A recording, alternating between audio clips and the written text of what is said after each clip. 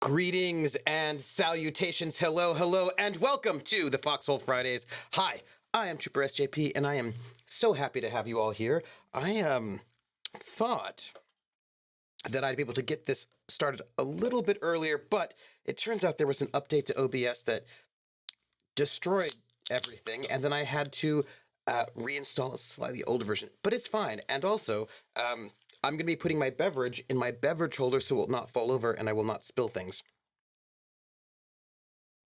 Because that is my goal for this evening.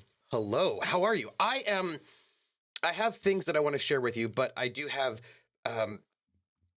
news first. I'm going to put the chat right there. I think that'll be the best place for me to see chat. Just going to put it right there. Hello.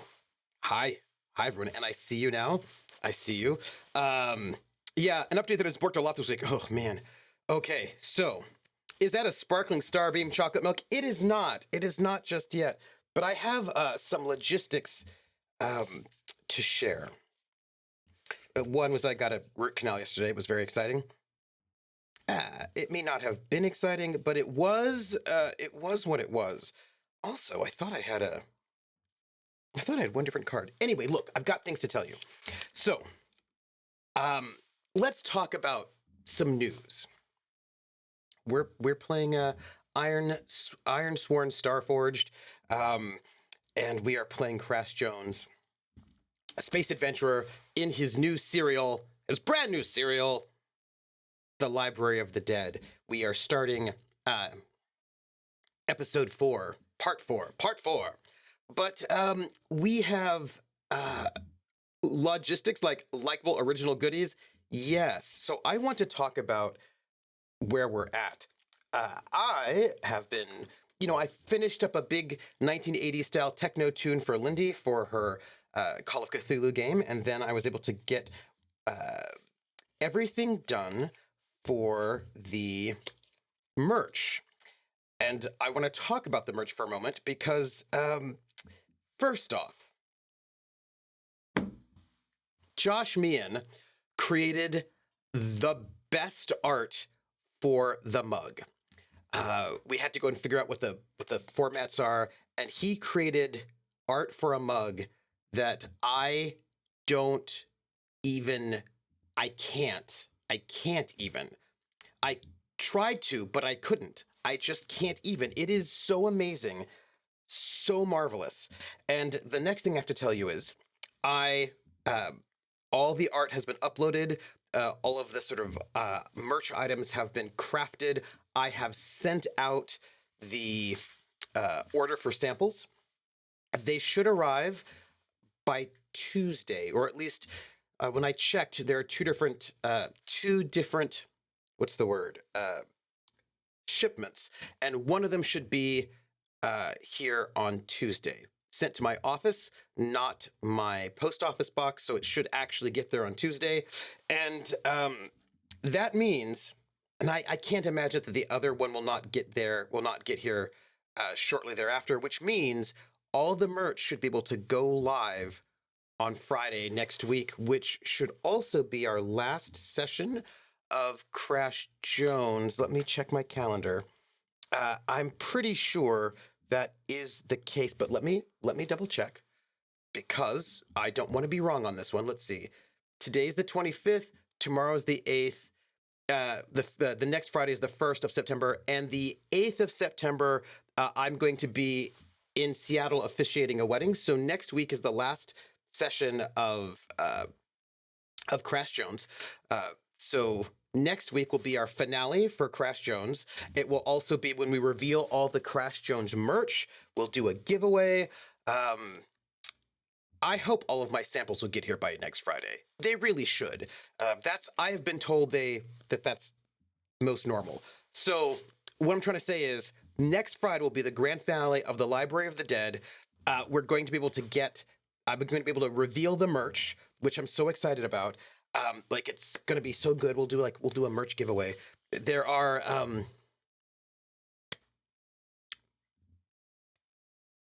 I just don't know what to tell you. Do you know what I mean? I just don't know what to tell you.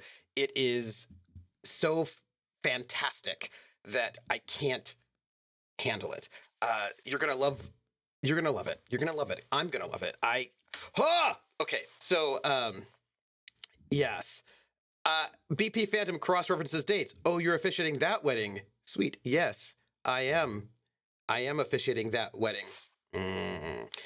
So next week will be our grand finale of Crash Jones. I feel like we'll be able to finish this week and next week. And then on the 8th, there'll be no Friday stream or Saturday stream because I will be in Seattle officiating a wedding. And the week after that, which is the 15th of September, should be the return of the Gamblers. I just have to double check with my cast, but I believe Traveler will be back the 15th. I believe that is it.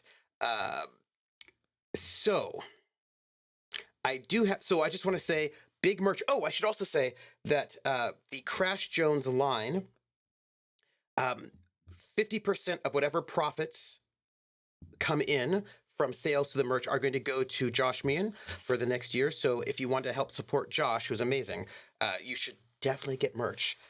What else did I want to say about all of that? I am really, I try to go and do my Patreon updates. And what I've realized is that what tends to work best is to do the Patreon updates at the end of each season so that I can do all the updates for everything. And so I'm really looking forward to getting the big Patreon update for the end of this season, which is going to be with our finale of Crash Jones. So that's going to all happen right around the same time. So that's a big deal. I'm very excited about it. And Gamblers is back for your birthday. Nice. I also have one other bit of news, and this bit of news is actually quite important.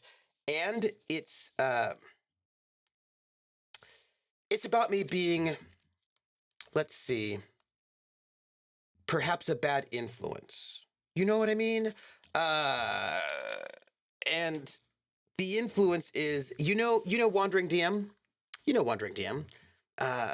He told me at one point in time, he's like, he was trying to go and figure out a momentum mechanic for Dungeons and Dragons to fix some of the things that he doesn't find super exciting about D&D.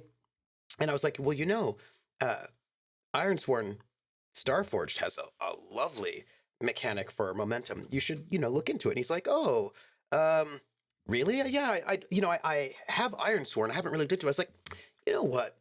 Why don't we just make a character, and I can just, show you how it goes.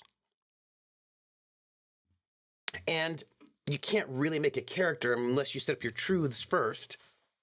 So he and I set up the truths for his universe. We made his character. We talked about his first vow. He did not start, but we talked about how it would work, right? I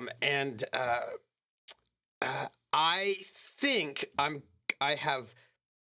that I've inspired or bad influenced or good influenced Wandering DM to start his own Iron Forged Ironsworn Starforged stream. It's just what I'm saying, that I believe that I have done that. And probably that will probably happen.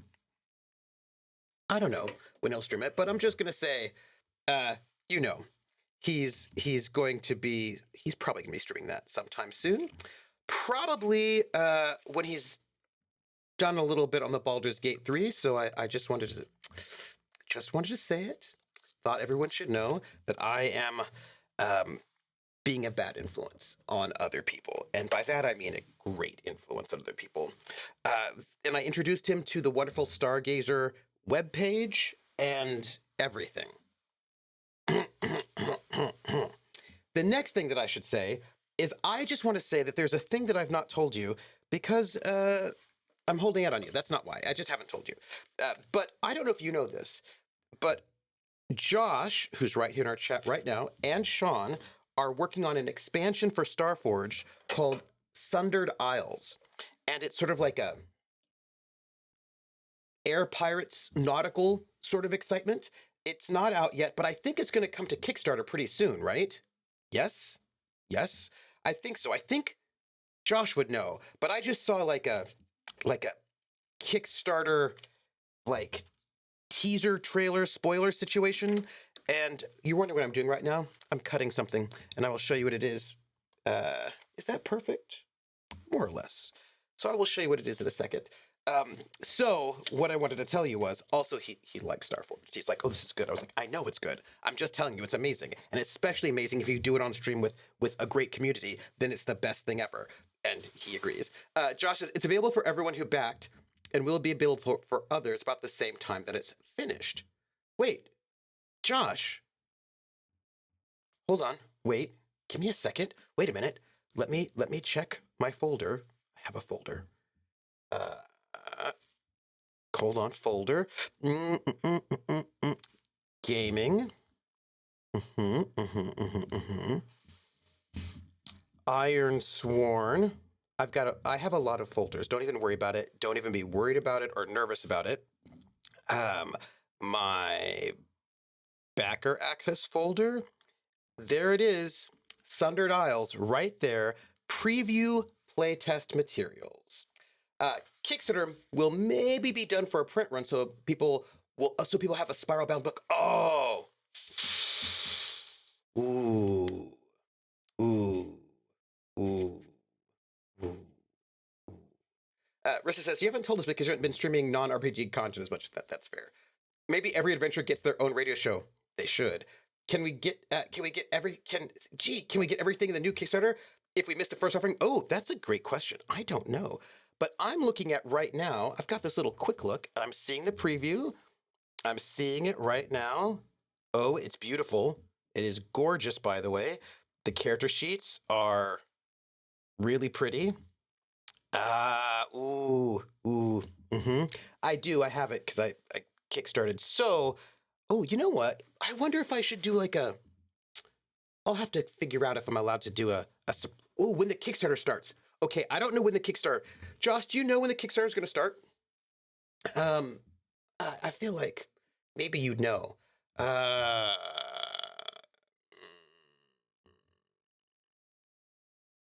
Sean is also looking into maybe doing a second print run of Starforged. Along with it. So we need to see with Sean's IT still up in the air. Oh yeah, because I think right now it's actually very hard to get a copy of Starforged in print, although the PDFs are out there. Whomst is crashed, whomst is Millie. So what I will say is, if there's whenever the Kickstarter is, somebody should let me know. I should find out when the Kickstarter is because I might be able to do a little short shot of a Sundered Isles thing. But do I have a? Yeah, quick look. There are pirate ships and beautiful oceans, and it looks like some of these pirate ships might be flying, which is pretty exciting because who doesn't like flying pirate ships? So you can either do this as regular pirate ships, or you can do it as skyfaring pirate ships, or also spacefaring pirate ships. So just let you know it. Just so you know that is out there, and I wanted to share with you. And I don't know when the Kickstarter is going to go live, but if it does, I'm certainly going to be backing it, and also maybe I'll be able to do like a little stream, depending. I'll have to ask to make sure it's okay to do a stream of it during the Kickstarter, but we'll see how it goes. So, yes, Nugget, Sky Pirate stuff. Nugget, Sky Pirates. That's what I'm trying to tell you. There are Sky Pirates, and I don't know. Also, Nugget is amazing. If you were wondering what I was doing, I was trying to get my my pedal, my little Stream Deck pedal, because I need to have it around. Hey, Nugget, how are you? Nugget's amazing. Nugget is like an amazing GM who's running Stargate over on Laugh Love Lindy's channel, and Nugget is a player in their land below the land of fire. And one of the things I was saying to Lindy the other night after their stream was over was that what is so great about that group is they're also very smart. They make very, very, very clever choices, and I appreciate that. So we are going to be playing episode 4 of Crash Jones and the Library of the Dead. And I did want to tell you there's one other bit of information that you should know. Our character, has advanced enough because we just got we got far enough on our discoveries track, because we had this lovely discovery of the Bermuda Borealis last time that gave us 3 more experience boxes, and I spent them. And I spent them to get an asset, which you might see there listed as Starbeam Chocolate Milk, which is a sponsor, and I made a card for it, which this is a bit too bright, so you can't see it very well, but it's a nice mug. Whoop. Oh, you know what? I actually know exactly how I can fix this. Give me a second. There we go. Let me do this so it'll be... Oop, there you go. So I've got some Starbeam Chocolate Milk as an asset, and it has, 3 lovely abilities, but we only have the first one, and I'm going to tell you what it is. The first ability is called Starbeam. When you face danger, react under fire, or clash against physical attacks or impacts after drinking Starbeam, you may preset your action die to 4. On a strong hit with a match, take +2 momentum as you build confidence and make an impression on your foes. The second ability is It's Malted. When you make a move to diffuse, reason, or negotiate while sharing Starbeam, add +1 and take a +1 momentum on a hit. And Starbeams, yes, the first one, Starbeam, is the Constitution bonus, absolutely. And then the It's Malted is the friendship bonus, because, right? And then the last one is Good for Your Bones. Once a day, you may sacrifice resources 1 to relax with a mug of Starbeam with your friends and heal yourself and companions risk-free. If so, only roll your action die on a 1 through 4. Automatically give +1 health to everyone whose health is greater than 0. On a 5 through 6, make it a +2. And this is a nice sort of mix of the diplomat, healer, and armored assets, because I feel like when you have Starbeam Chocolate Milk, it's good for your bones, which makes you, stronger. It's got vitamins and minerals, which is healthy, and it's, makes friends, and it's impressive. And anybody who drinks Starbeam Chocolate Milk is going to be impressive. So, I just wanted to let you know that we now have officially Starbeam Chocolate Milk with us.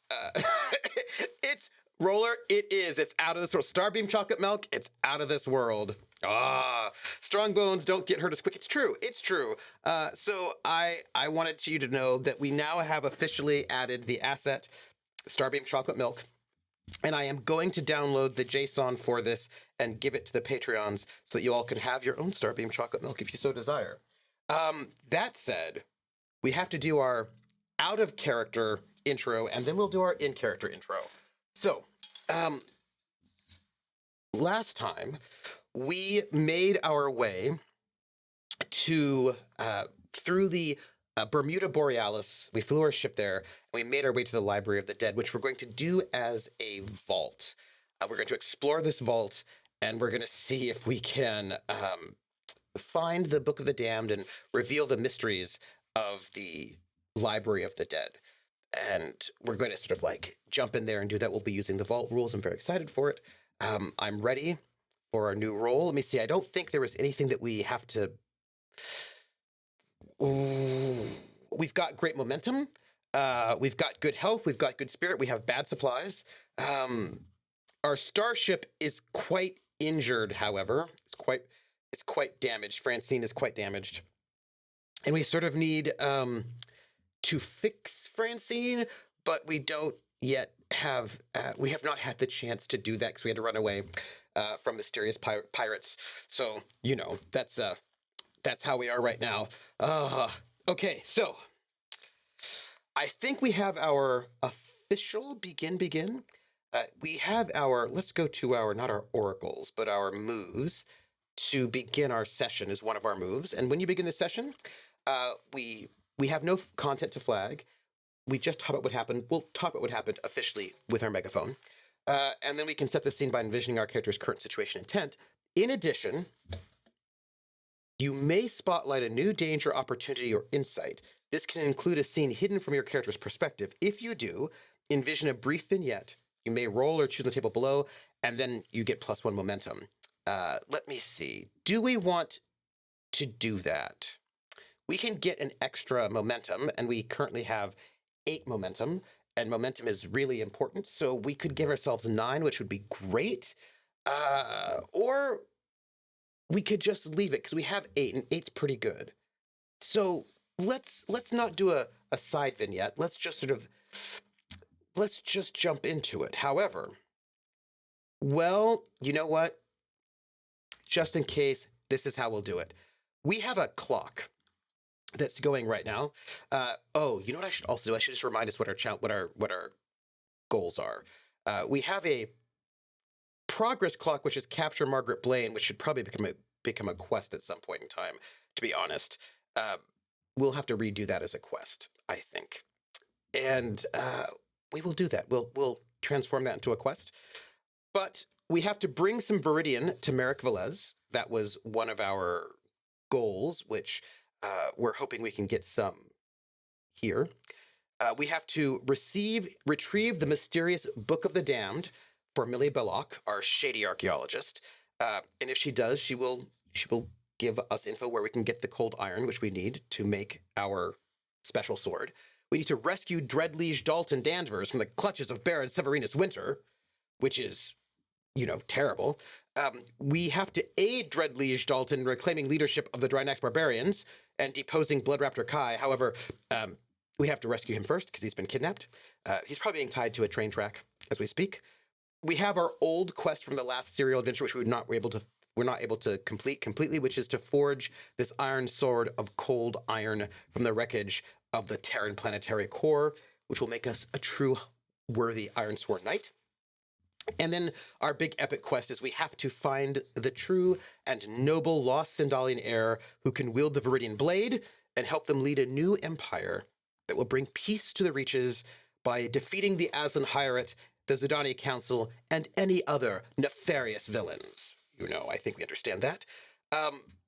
And I actually do think that we should turn capturing Margaret Blaine into an actual... Well, not yet, because we actually have to make that swear. We haven't made this swear yet, but we will. However, right now, Dalton Danvers is currently in danger. And we have this clock, which is his danger is due. It's a 50-50 chance that his danger will be coming due, so we're going to roll, and we'll see what happens. 82, his danger has not come due, so we will not have a vignette, and I think we are good. I think we're good. Oh, our dice have been perilous. And so, without further ado,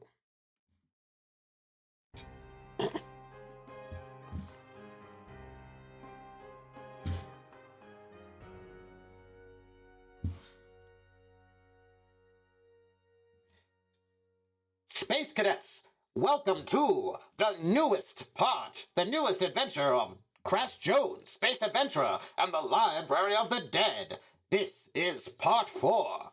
Last week on Crash Jones, Space Adventurer and the Library of the Dead, our hero, Crash Jones, with his compatriot, Millie, archaeologist and technological wizard, along with his Viridian saber-toothed tiger pal, Emerald, were aboard the ship Francine, trying to find the Library of the Dead. Crash Jones swore a vow, an iron vow, to retrieve the Book of the Damned. If he's able to do so successfully, Millie will give him the location of the cold iron from the core of the planet of Terra.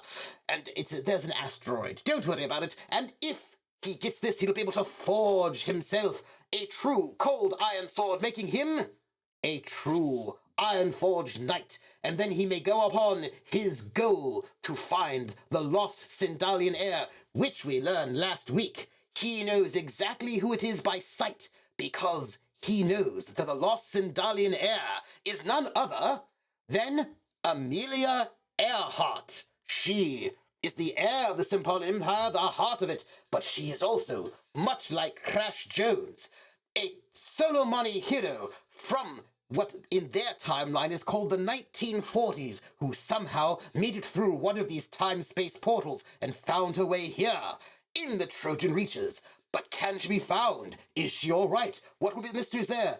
That, of course, will be something for another time. By the way, did we mark success on that epic vow? Because we surely should have. Oh, I think we did once. Yes. As I was saying, yes. So, our heroes made their way as they were flying through space. Their jump drive had been sabotaged by nefarious malefactors, and when they found themselves lost somewhere in space, they had no idea there was a large star and nothing except a pirate base. And those pirates, they had to sneak past those pirates to try to escape before they were found. Unfortunately, they were found by those pirates, and they had to escape. They found a planet. They landed on the planet to try to go and fix things, but in the process, they discovered that some of these pirates had a photograph of Crash Jones from the Solomoni 1940s. Why? Who knows? We don't know. Nonetheless, our heroes were to vanquish these pirate fiends, and they discovered, masked within the bright light of this star, the Bermuda Borealis, a portal of such beauty, and they flew through it boldly. And when they emerged on the other side of the Bermuda Borealis, they came face to face with none other than the Library of the Dead.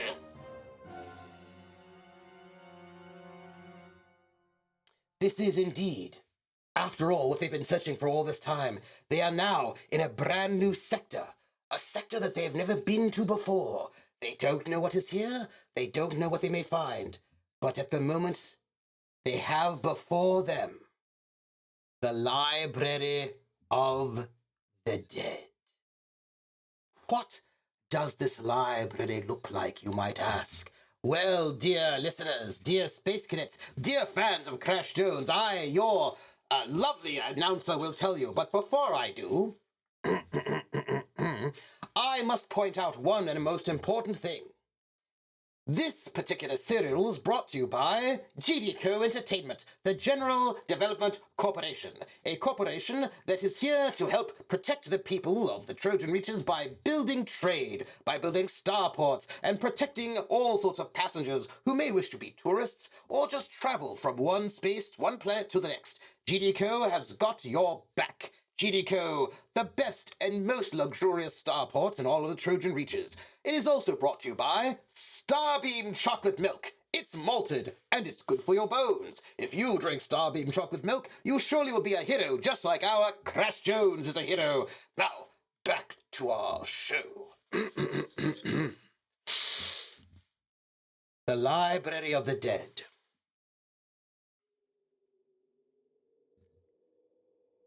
Crash Jones, Millie, and Emerald upon the ship Francine, an old Sindalian courier ship, scout ship, fly through space, approaching the Library of the Dead.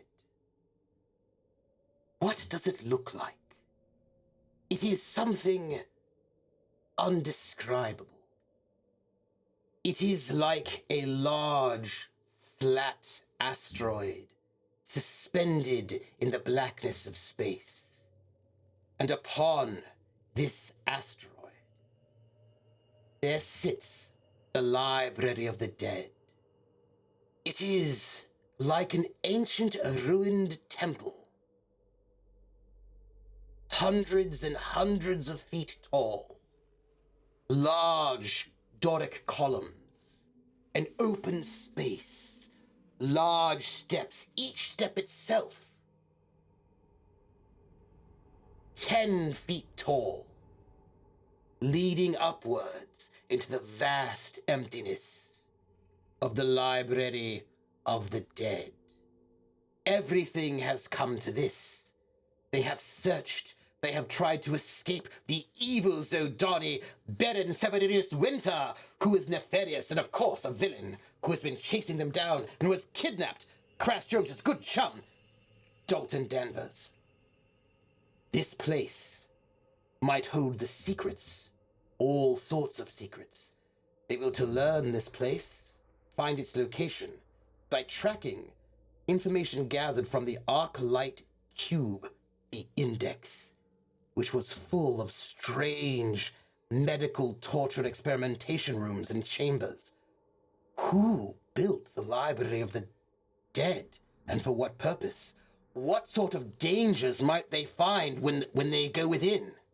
Well, that is something for the current moment. We look in on our hero, Crash Jones, inside Francine, his trusty spaceship. And he is behind the controls. Millie sits in the turret, co-piloting. Their AI, June, stands behind in a sort of gingham dress, looking somewhat Solomoni 1930s. Black hair and a guitar. And she says, "Well now, Crash, please, tell me, do you have everything you might need, or is everything going to be all right as we find our way to this Library of the Dead? Is there something I might be able to do for you?" "Well," it says Crash, this here is, I suspect this Library of the Dead is not just any old library, but by looking at it, it dwarfs our ship. It's giant. I suspect this is not just a library. I suspect, from its age and what it looks like, it reminds me of, on Terra, in my time, it reminds me of, the Parthenon at Athens, but much, much bigger. As if the people who walked amongst these spaces were themselves 200 feet tall. It's massive.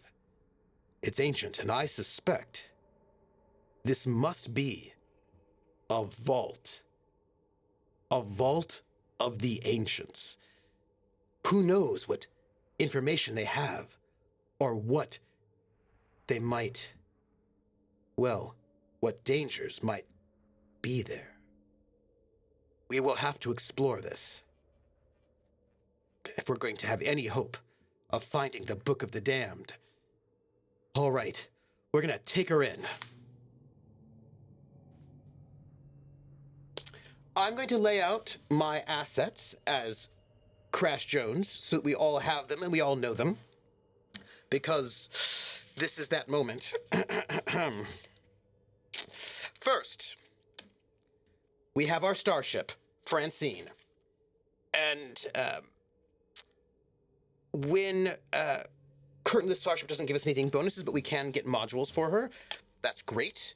We do have one module. We have the Overseer module, which is June, our AI.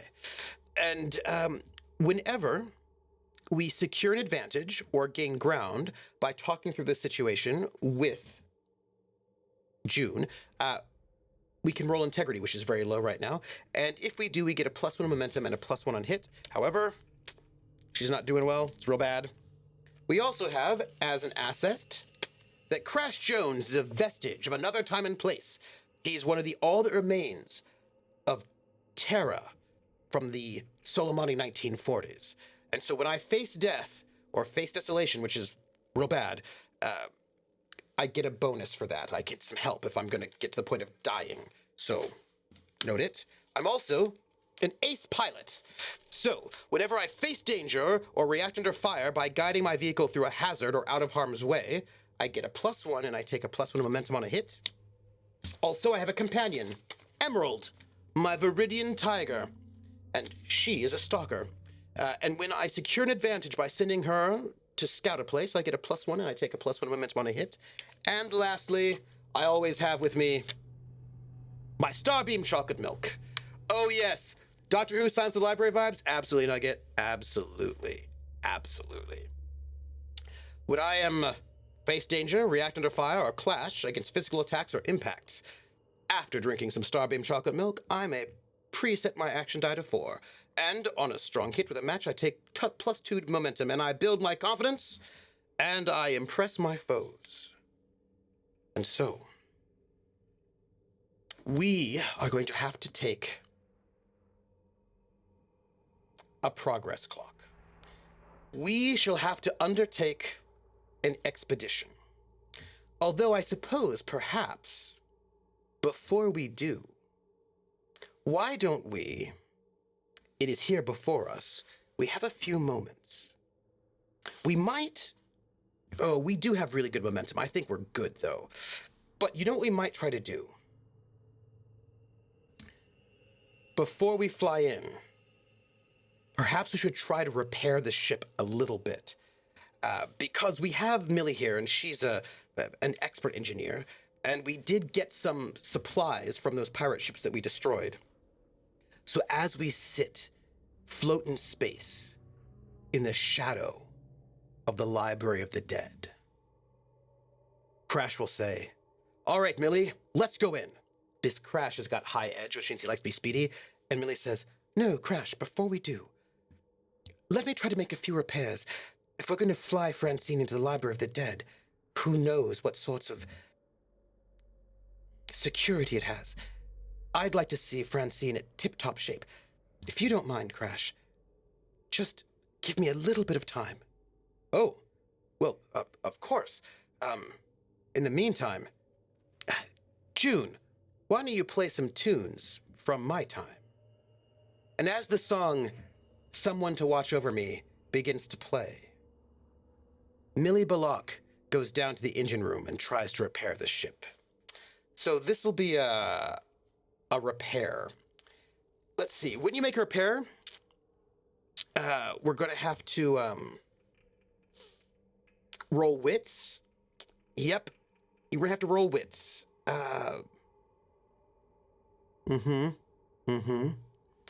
Yeah. So let's do that. Yeah. We're not good at wits. That's not our strong point. It's not what we do best. That's fine. But we do have our ally. And Millie Ballock does have engineer, so we get a +1 to this roll. And on a hit, we get a +1 momentum. So we don't have any other bonuses, but let's see how the dice feel about us today. Strong hit, everyone, which means we get to add +1 momentum.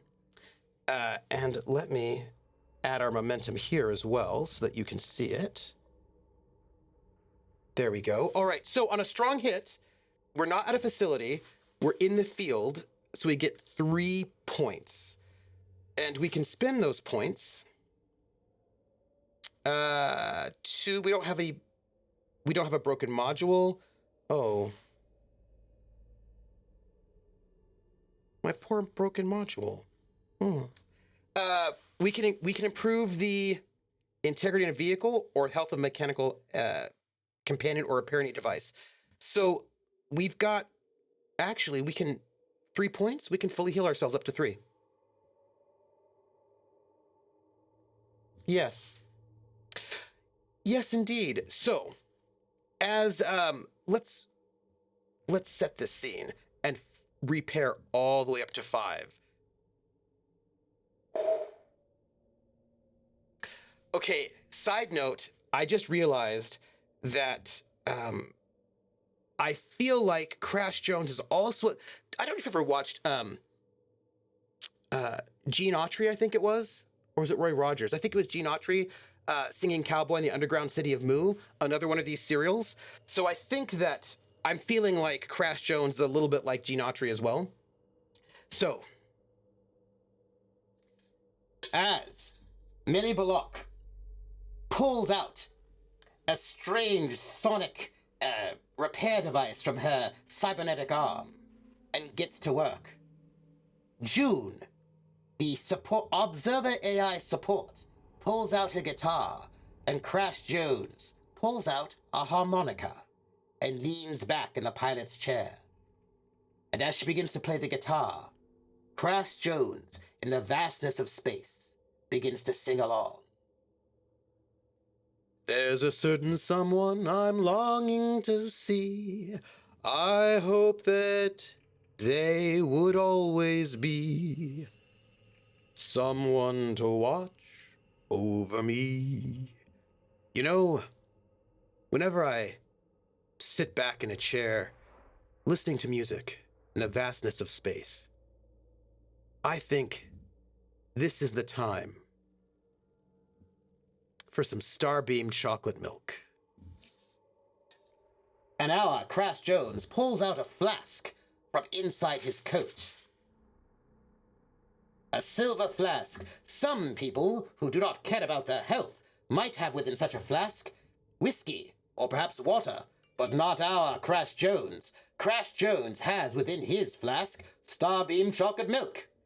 And with a quick slug, he drinks down the malted, healthy goodness. It's out of this world. It's good for your bones.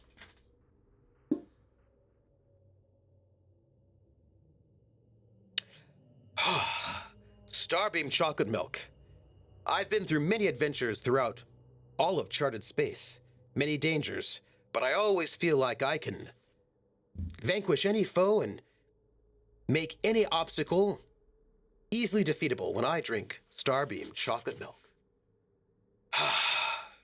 So, Millie, any word on the repairs? Yes, Crash. Francine is tip-top shape.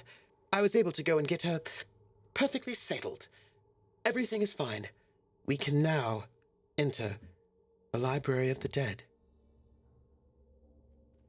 All right. You say we can do it? Then we can. Let's go. And with that, Crash Jones pushes on the throttle of Francine, and forward they go.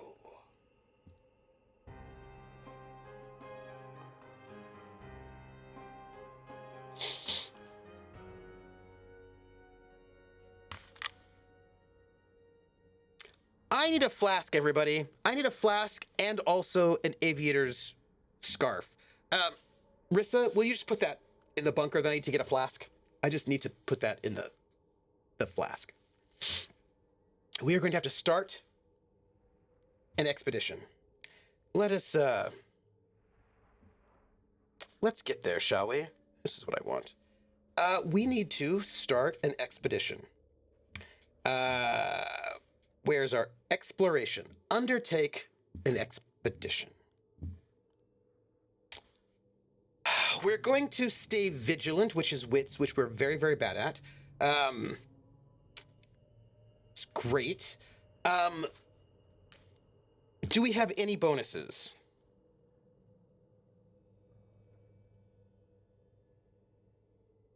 No.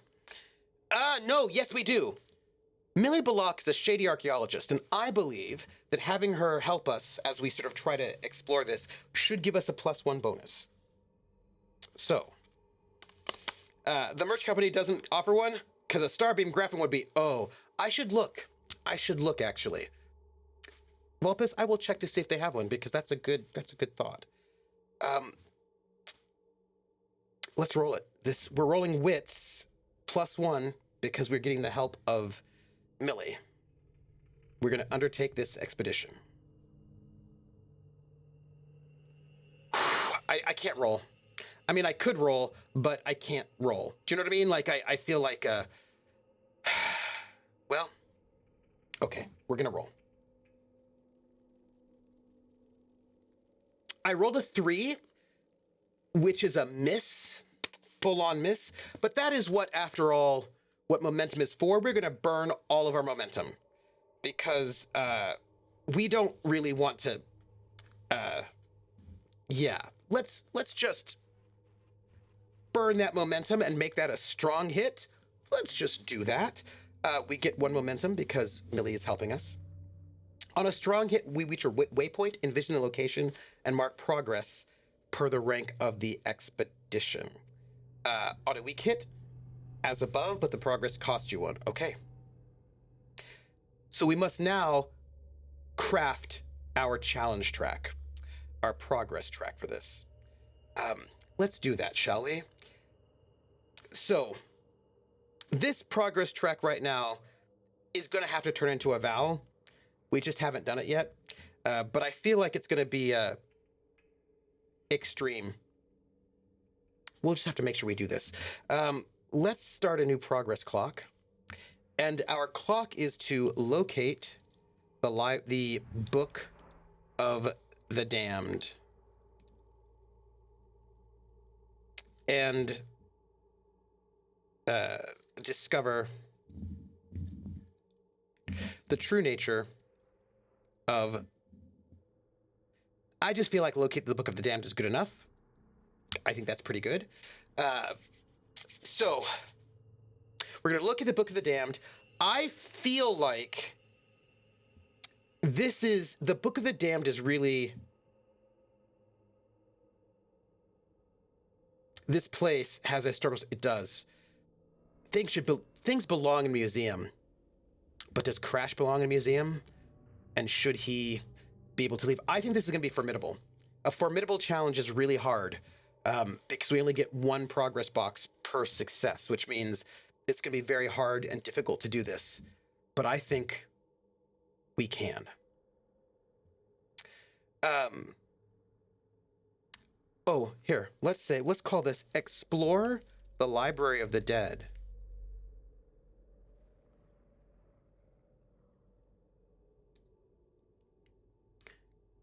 And locate the Book of the Damned. So, that's not how you spell library. That's fine. We had a really good strong hit, so we get to fulfill 1 whole thing. So, we reach a waypoint. But this is a vault, everyone. And because it's a vault, we are going to be delving into this, which means we get to make some rolls. I'm very excited. Let me show you. What do I have? I want to show you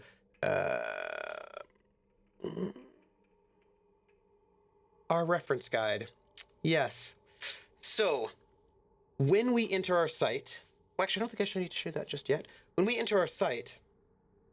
The first thing we do is take the inner first look.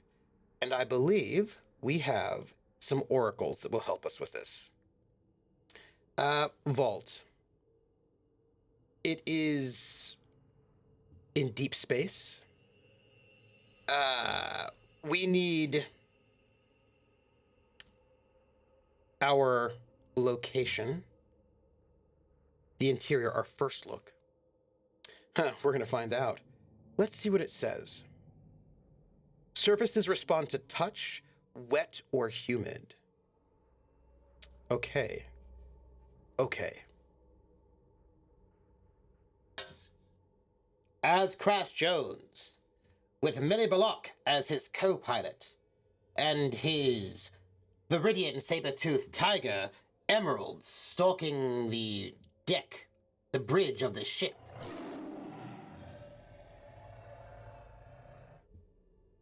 Crash Jones begins to fly Francine into the great vast openness that is the Library of the Dead. As they fly through, there's a light rain that begins to fall, even though They are themselves exposed to the vacuum of space. Millie, do you see that? It's lightly raining here in the outer vestibule of the Library of the Dead. I can hear it pitter-pattering on Francine.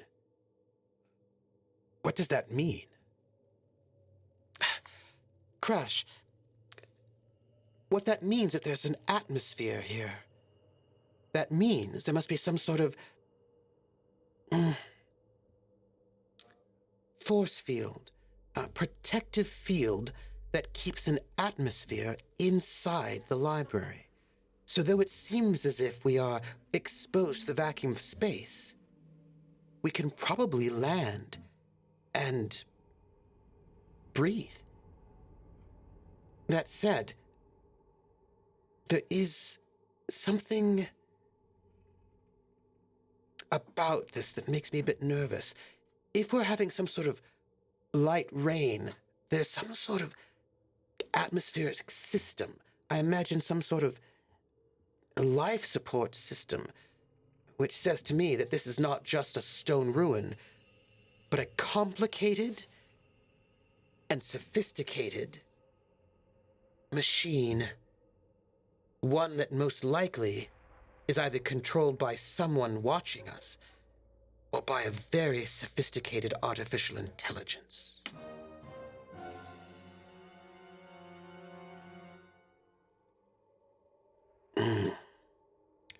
Oh, my. I suppose you're right.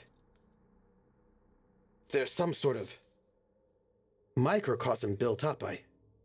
Well, I suppose we'll have to find out we do. Well, let's go. So, we're going to have to take there's a, I believe that there's oh, we don't have to deal with that yet. That's fine. We're great. We need to further maneuver. And I think that they still have to fly for a while. They've got to get past the stairs, right? And so we're gonna fly into the sanctum, further and further, until we can find a landing spot. But I don't know. Sadly, we're gonna have to keep with wits, which is not my joy in life, but oh, we are here though. Hold on. We can explore this waypoint, can't we? We've arrived in the beginning. We should explore the waypoint. That's what we should do. So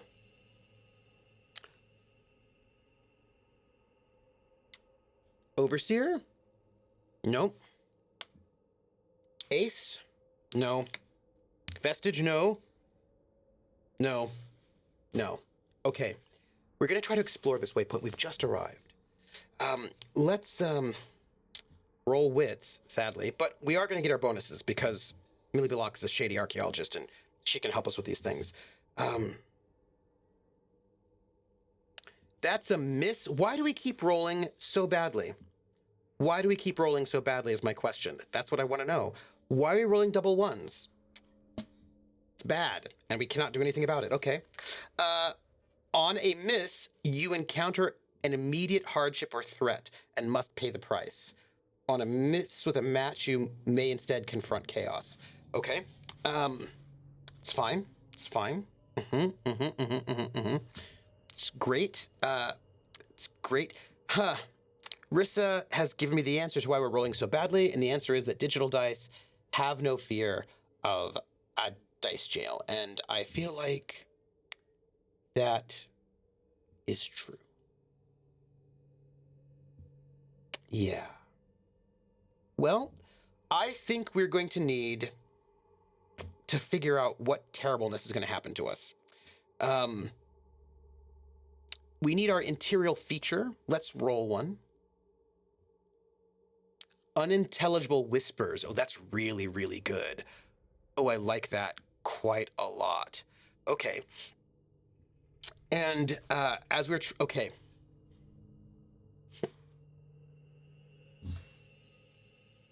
Crash Jones flies Francine through into the Library of the Dead, past the large columns, and light rain begins to fall upon Francine. But as they move a little bit closer, they begin to hear whispers.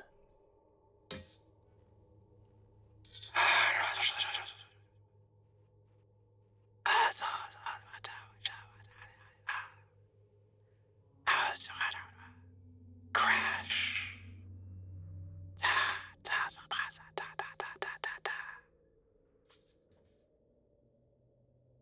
Millie, did you hear that? What is that? Crash turns to look over at his co-pilot, Millie Block. And what he sees chills him to the bone. The whispering that he hears outside the ship through the Francine sensors is also emanating out of Millie.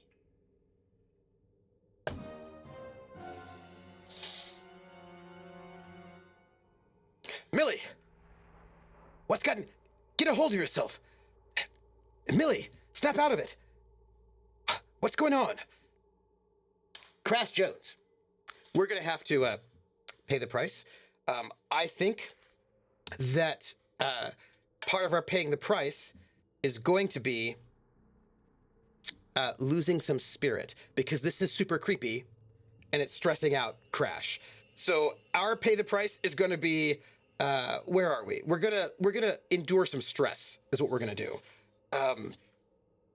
Yeah, we're gonna endure some stress. Yep.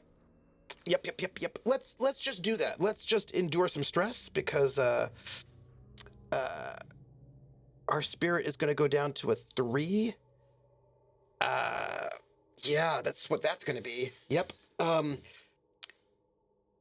When you face mental strain, shock, or despair, suffer -1. Yep. So we can choose to resist this stress, which I think we will. I think we're going to try to resist stress, and we can roll either spirit or heart. And our spirit and our heart are the same. So we'll roll our heart. I do not believe we get any bonuses. Really, our Starbeam chocolate milk should help us with that, but it does not at the moment. So we get no bonuses. Nope. Okay. Let's roll it. Every time I roll this, I fail and things get way worse. And I should just stop rolling it, but I'm going to keep going. Hey! Oh! Strong hit with a match. Everybody, strong hit with a match. This is good. This is good. This is really good. Okay. I feel like, because we have a strong hit with a match, we should get both, right? Because it's a match. It means we get something really good. Oh, no. We'll take one. Let's give ourselves 1 spirit back so that we're not at 3. We're at 4 spirit. And I think that our bonus is going to be...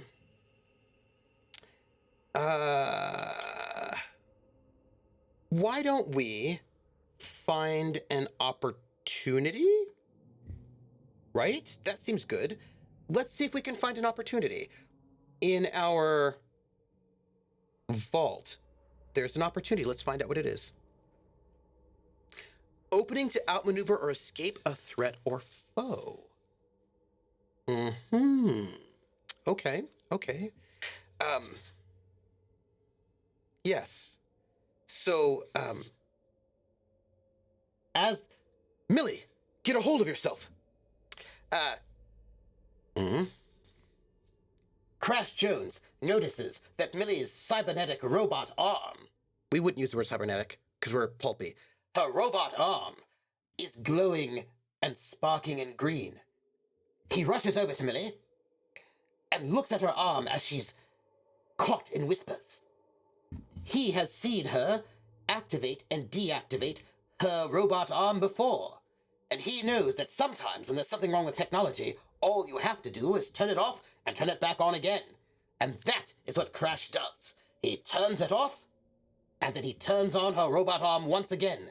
And as her robot arm powers down, and then comes back to life, it comes back to life blue.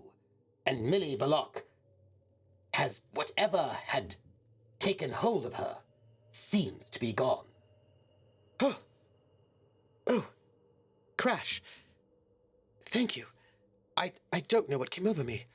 I just had all these voices in my head. Oh, well, I'm glad to see that you're okay. What could it be? I don't know. Perhaps something mechanical has overtaken me in some way. Perhaps. Our Millie has a dark and perhaps shady look of her face, as if she may have some sort of secret unknown to our hero, Crash Jones. But what might that secret be? And will we learn it? How could the Library of the Dead communicate through her? What might be at stake? Well, this must be something we will learn at another moment. Our heroes continue on in their journey. Look, there seems to be a landing pad up there. Let's fly up there and perhaps we can set Francine down. We're going to have to, do not like it. Yeah. We're gonna have to undertake this, Oh, hey, wait a minute.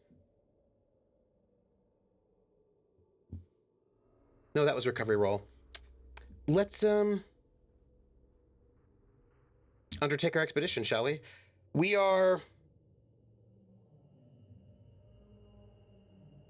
trying to keep under the radar, which is shadow, which I'm also not good at, but Millie is shady, so she should give us a bonus.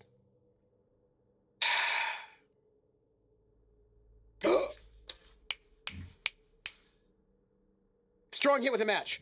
What?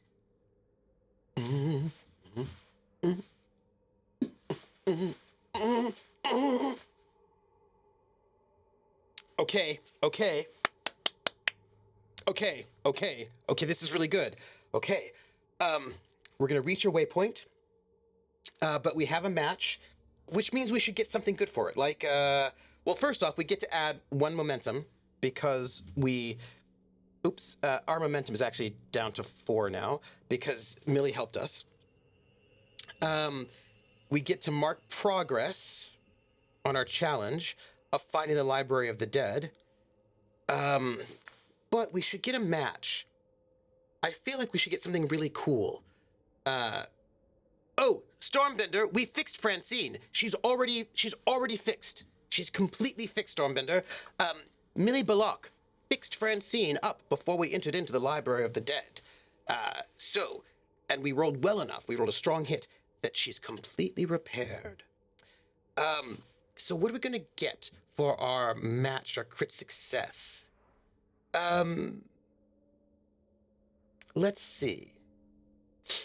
Oh, no worries, Stormbender. Well, let's see if we get an opportunity, right? We come to a waypoint, we'll get an opportunity. Let's see what this waypoint is like.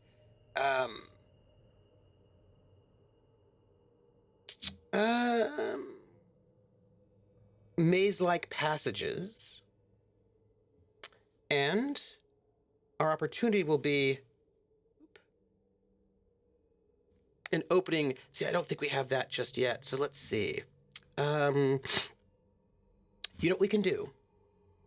We have an oracle, a core oracle, where you take an action and a theme, and we see what we get. Defy cure. I don't know what that might mean. Let's see. the opportunity, or try one of the core oracles to see if it sparks anything. Yes, Defy Cure seems bad. So we'll that doesn't seem very exciting for what could be a really good thing there. A descriptor, Confined, also not super great. Focus, Mechanism, not super great for us. Unless you're defying the cure. Oh, why would you want to defy the cure? You know, their hair is so great, as is their makeup. We'll see where this takes us. Crash Jones flies Francine up above the grand staircase. Yeah, what if the library's cures be dead? I mean, that's a very good question, right? And expertly, Crash Jones lands upon a dusty stone surface at the top of this grand staircase leading into the opening of the Library of the Dead. The minute Francine touches down on the ancient stone, lights emerge out of nowhere, as if waiting for our heroes to disembark. Well, that's a thing, isn't it? All right. Come on, Emerald, Millie, June, you stay here, and we're gonna have to go and see what we can find. Let me see. Before we go, June, tell me if there's any sort of, could you do a scan? And, maybe see if there's anything that we can do that might help us out? Before we go out there, I'd like to have every single advantage we can. This is going to be a secure an advantage to try to sort of assess the situation and figure out what we might need.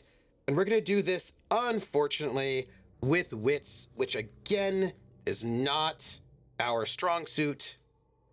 I just don't think we're going to get a good bonus for that matched pair, because I just don't see it happening. I don't see anything good just coming up here. So when we secure advantage, we can roll integrity rather than wits, and our integrity is 5. So why don't we do that? That will be great. Let's roll our integrity. That's a +5, and we're also going to confer with Millie, who's our shady archaeologist, who should give us a +1 for this. So, all right. Yeah, maybe we'll get something good later, right? We'll see if we get something good afterwards. Boudet. Well, all right, June, Millie, we're going to go into this ancient site. What kind of knowledge do you have? June, if you'd put out a scan, that would be great. And Millie, what can you tell me about this place? I know you've studied it, so what have you got? That was the wrong thing. Sorry. Hold on. Here. A weak hit. Weak hit to secured advantage is better than a nothing. We do get 2 momentum, though, because we got help from both of them. So, on a weak hit, we can either choose to take 2 momentum or get a +1 on our next move. Our next move is going to explore this waypoint.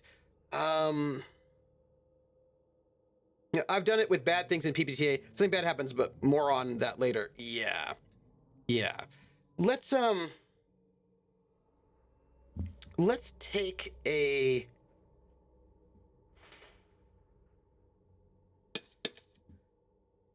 Let's take a +2 in momentum. I think momentum is really important, and let's do it. June. June says, Well, now, Crash, I think you should make sure that you have both your sword and your blaster pistol. I would recommend making sure that you have your Starbeam chocolate milk with you. I'd also say, honey, that you should maybe bring your small portable computational device, your wrist computer. You might need to be able to interface. That said, if this is a library, I think you might want to. And then Millie pipes in. Look at the card catalog. If we can locate the card catalog, well, then we'll be able to find everything we need. And I imagine the card catalog shouldn't be too far in. All right, let's do this. And if the lights are coming on, that means they know we're here. They might listen to us if we ask questions. Let's go, Crash. I'm ready. Well, if we're all ready, then let's go. But, Emerald, you're good at this sort of a thing. I want you to scout out ahead and see what's here. I'm still concerned there might be some sort of security system or trap. Let's go. The doors to Francine open. And the exit ramp lowers. Crash, Millie, and Emerald step out of Francine and onto the top step of the enormous and cavernous Library of the Dead. All right. Emerald, go ahead, girl. Scout out this place. And with that, Emerald nods and gives a mighty roar.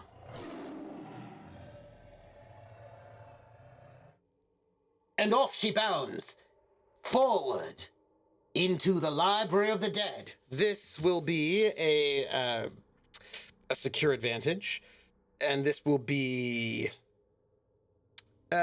speed, mobility, agility, because we've got our lovely saber-toothed tiger doing this, and we get a +1 on this roll. And let's see if we can learn something about this place. Strong hit, everybody. It's a strong hit. We're going to take that 1 momentum on that hit because Emerald helped us out. And we are going to take +1 on our next move. And also we have 2 momentum. We're going to be maxing out our momentum at 10. This is good. This is good. After a few moments, Emerald bounds back and makes an adorable face. I think... What's that, girl? What are you saying? Wait. I think Emerald says that she wants us to follow her. Is that right, Emerald? Well then, if Emerald says to follow her, then that's what we've got to do. Good job, girl.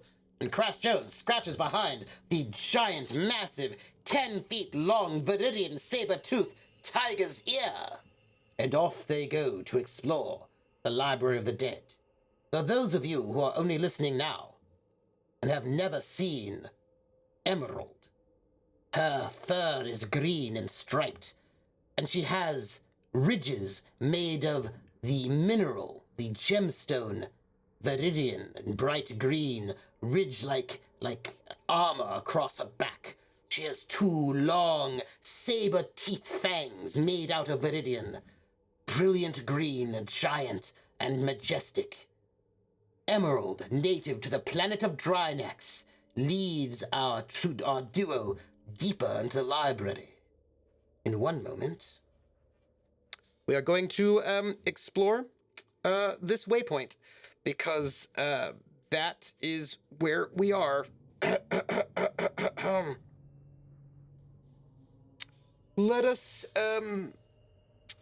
roll wits, of course. By the way, the character that Wandering DM made has a 1 in iron and a 1 in edge, and so is not good in fights, but it's quite good at wits, so it works out. We get a +1 because we got this from the help from Emerald. We also get a +1 from Millie, who's a shady archaeologist helping us, because I feel like absolutely she gives us a bonus. And let's explore our waypoint, shall we?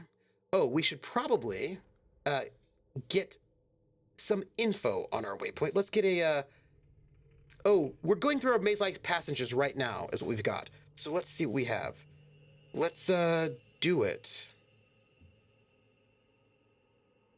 Wits. Strong hit. On a strong hit, choose one.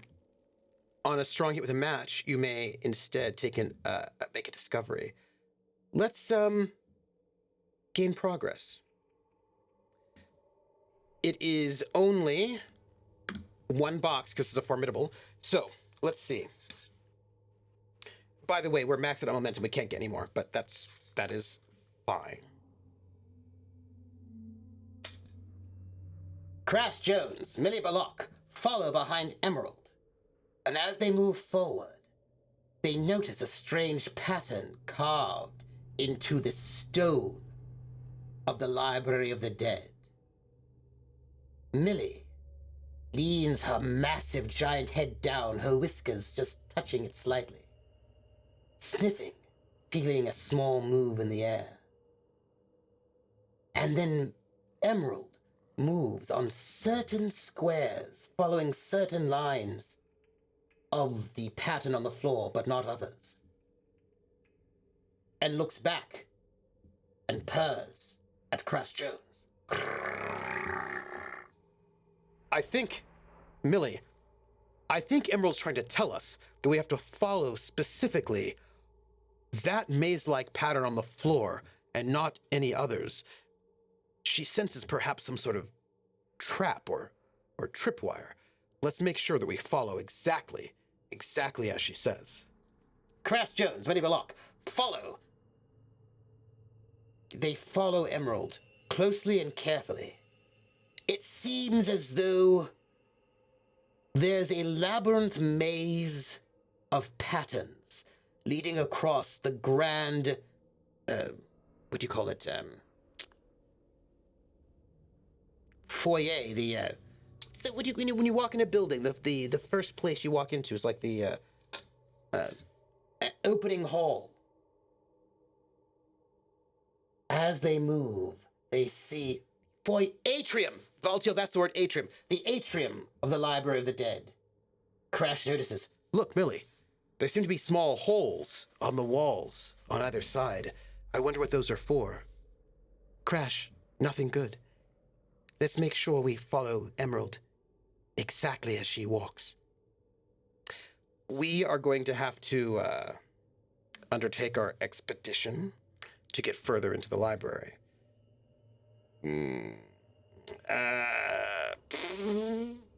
Wits with a +1 for Millie. That's a miss. That's a miss. That's a miss.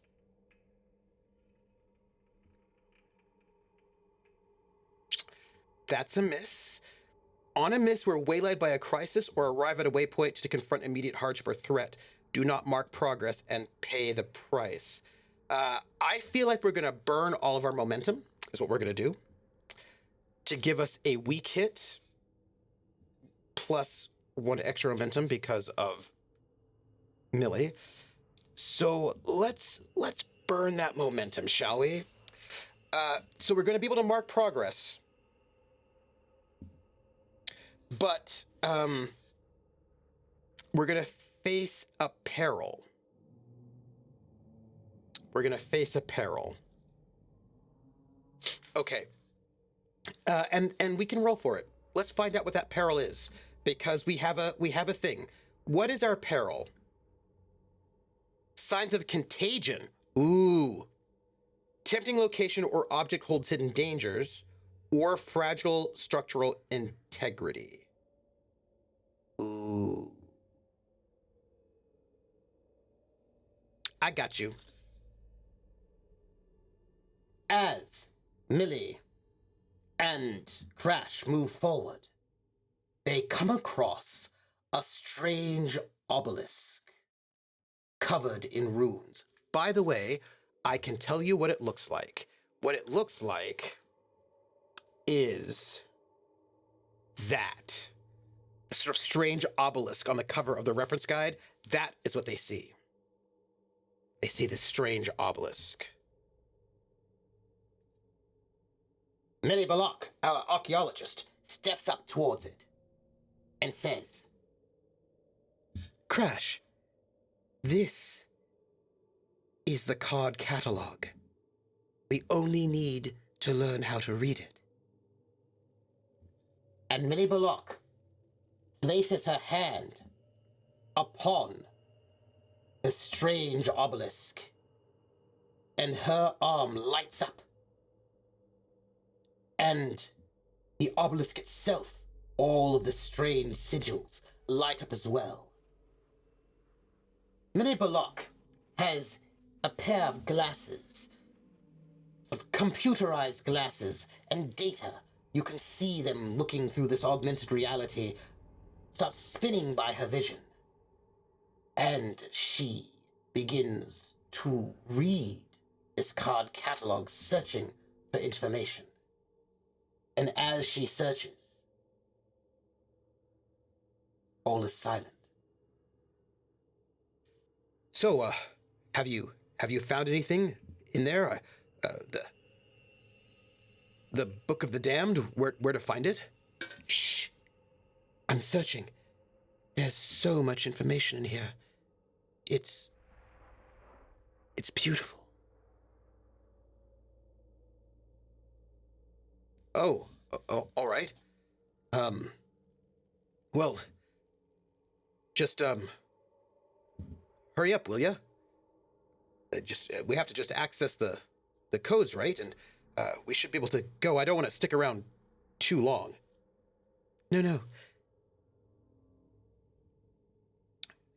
Crash, it's beautiful. There's so much data, not just the Book of the Dead. There's almost everything in here. There's so many things. There's knowledge going back millennia. There's so much knowledge. Oh, well, all right. Well, just, we're not here for everything. Just for the Book of the Damned and the location of the star charts. So just pay attention to that, Millie, and that'll be enough. So we're going to start this as we have a peril. And I think our peril will be, as Crash Jones looks over his companion and dear chum, Millie Bullock, with her fingers attached to the obelisk, data spinning through her visor, he notices that small filaments have attached themselves from the obelisk to her fingers, to her robotic arm. Millie, I think you should just, get the data and head out, yeah? You probably shouldn't stay here too long. But she does not respond. Crash Jones reaches out and grabs her hand and tries to move it, but it is fixed. And when he does so, he hears a strange sound. And Millie does not respond. I believe that we are in a, let's call this, we need a clock. Let's call this, is this a, I don't think this is a conflict yet. I think this is going to be, let's call this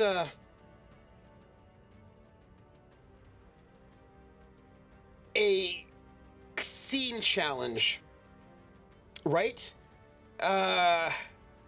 Yeah, this is a scene challenge, is what this is. Okay. This is a challenge, and in this challenge, we have got to gain the card catalog info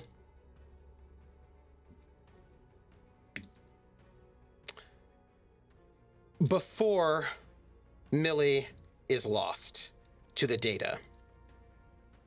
right? This is what we have.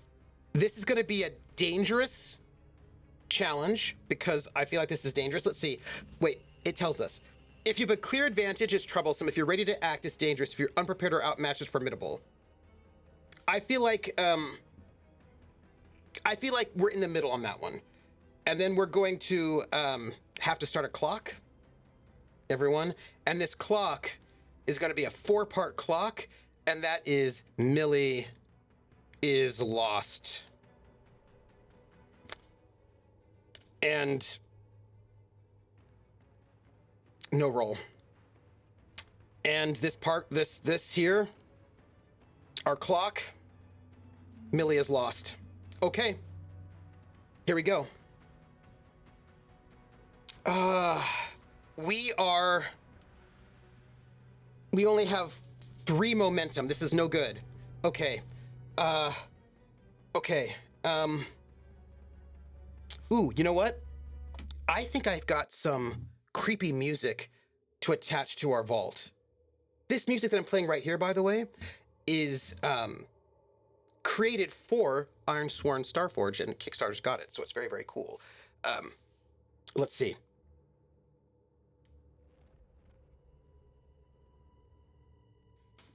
Crash Jones. Oh. Fixed. Thank you.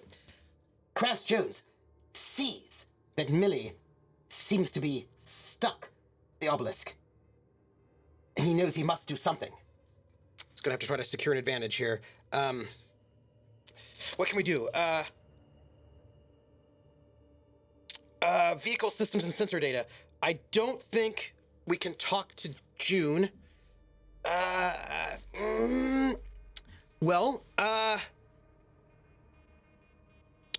maybe we can.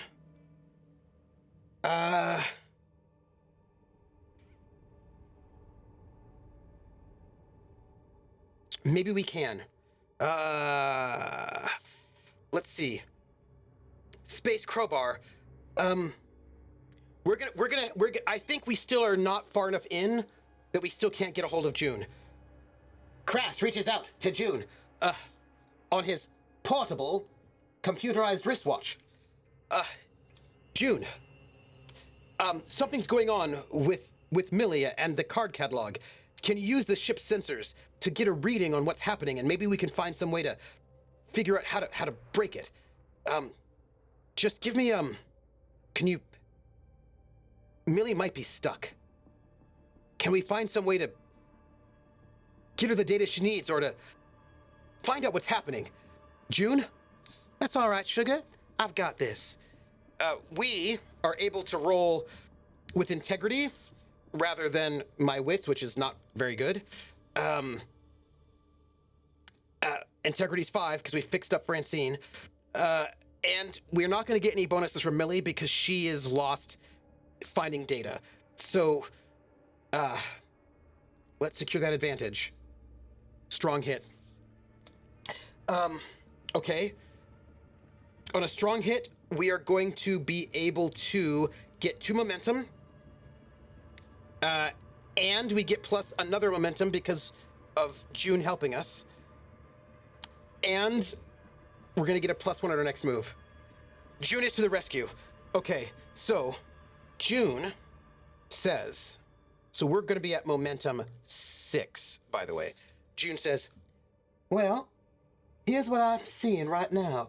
I'm seeing that her mind has gone into the obelisk, into the card catalog. She is searching through, but it's overwhelming. What you're going to have to do is find some way to help speed up the data access. Wait a minute. There's something else. It seems as if the library itself, I'm seeing sensor readings, but my sensor readings are going off the charts.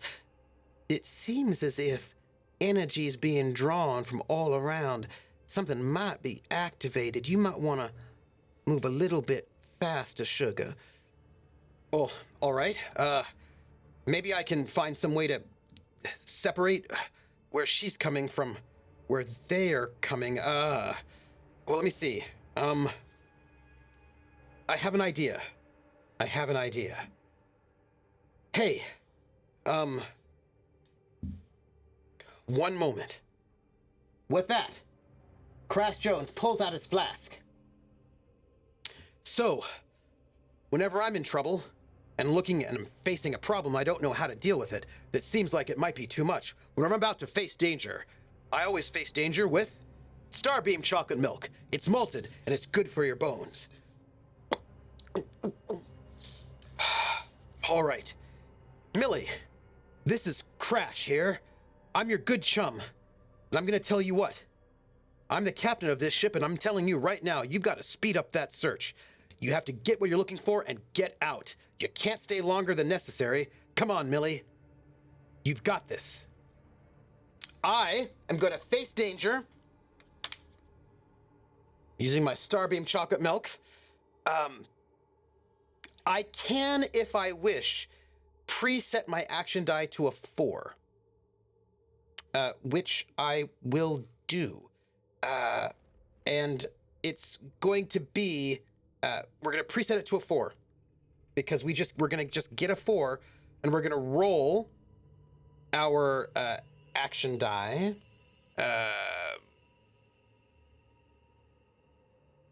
Yeah, we're going to just roll them and see what we get. We get a +1 on this roll.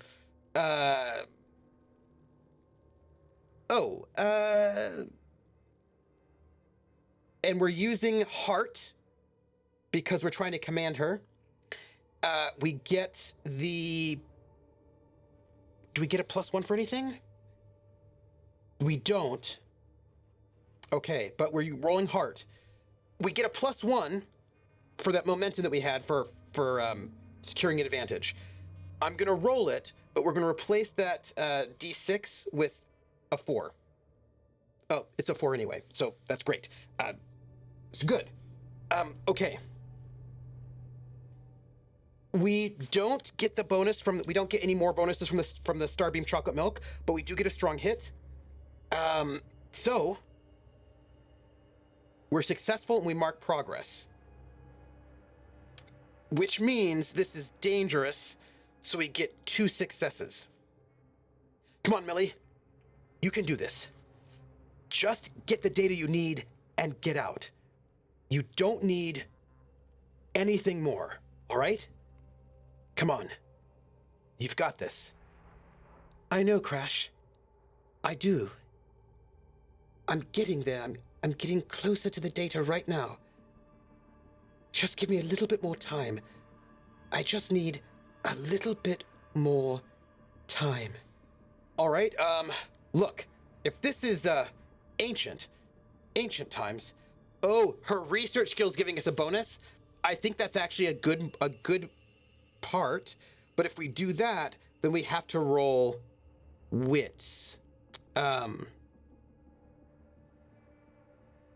which I think we will do. We will use wits for this, but we still have our Starbeam chocolate milk bonus, but we'll get her add because we're using wits now. We're gonna roll this to try to get this data. It is a miss for 5, 6. Okay. There's no way we're getting out of this one. So we face danger. On a miss, you fail or momentary success is undermined by dramatic turn events. Fill a clock segment and pay the price. Millie is 1 step closer to being lost. And we're going to have to pay the price. Okay.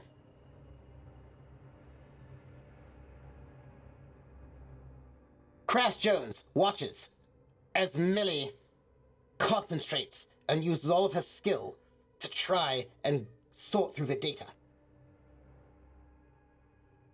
But Crash sees that the blue of her robot arm starts turning green, and he feels as if this is too dangerous, too much. And so, he decides he can do the only thing he can, which is to pry her hand off the obelisk. And as he does, there's a spark, and there's a strange sound that he can hear somewhere in the distance. Small whir. Small, thin whir.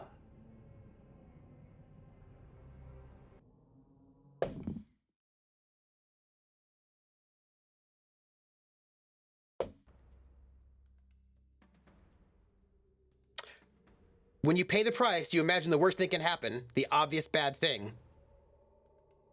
And that's what happens. And as Crash tries to, What's the word?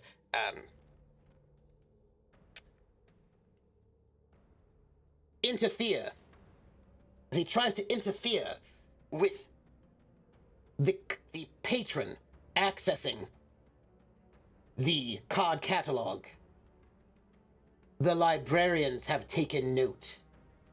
And from either side of the obelisk, he sees these strange and half flesh, half robot beings. Sort of robot, like a cyborg of a sort, start moving forward towards him. And they say, "No noise in the library. No noise in the library. No interference with the patrons. No interference with the patrons." Emerald, we've got trouble. We're gonna have to go and hold them off so that Millie can get this data, or else all is lost. We're gonna have to start a combat in the middle of our scene challenge. Terminate. This is gonna be a new progress clock, and it's gonna be defeat the Necro Librarians, because these are Necro Librarians. The Necro Cyber Librarians. These are Necro Cyber Librarians, and we must defeat them and protect Millie. This is dangerous. Yeah, here we go, everybody. Okay, we've got trouble, right? We've got Millie trying to access this data. We've got me, and we've got Emerald trying to deal with these librarians, and we've got trouble. Okay. We've got to enter the fray. This is a lot happening all at once, and we have to enter the fray. We are going to face off against this foe, is what we're going to do. And that's heart.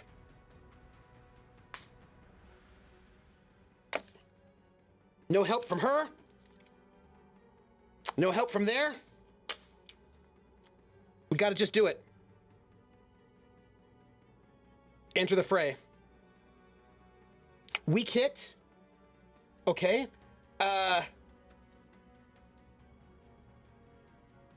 We're going to be in control. We're going to be in control. That's what's going to happen. That's it. It's a hit. Emerald, you take the left one. I'll take the right. Millie, you've got to work on this one. Go. You've got to speed it up. Speed it up. All right. This is what's going to happen. We have got multiple things happening. We're going to go and take these robots. And that's going to be... We're gonna strike, right? Starbeam chocolate milk. Face danger, react under fire. Clash, nope. That's fine. Tiger, no. Ace, no. Vestige, no. Good, okay, that's it. We're gonna strike them. We've got a 6 momentum, which is not the best.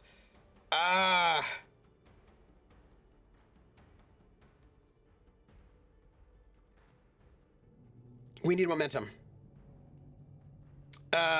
Okay. We're gonna react under fire. No, gain ground. That's what we're gonna do. We're gonna gain ground. We're gonna charge boldly into action, coming to the aid of others, negotiating or commanding. That's us. We've got heart. We're gonna jump in here. All right, Emerald, you take that one. I'll take this one. Let's go!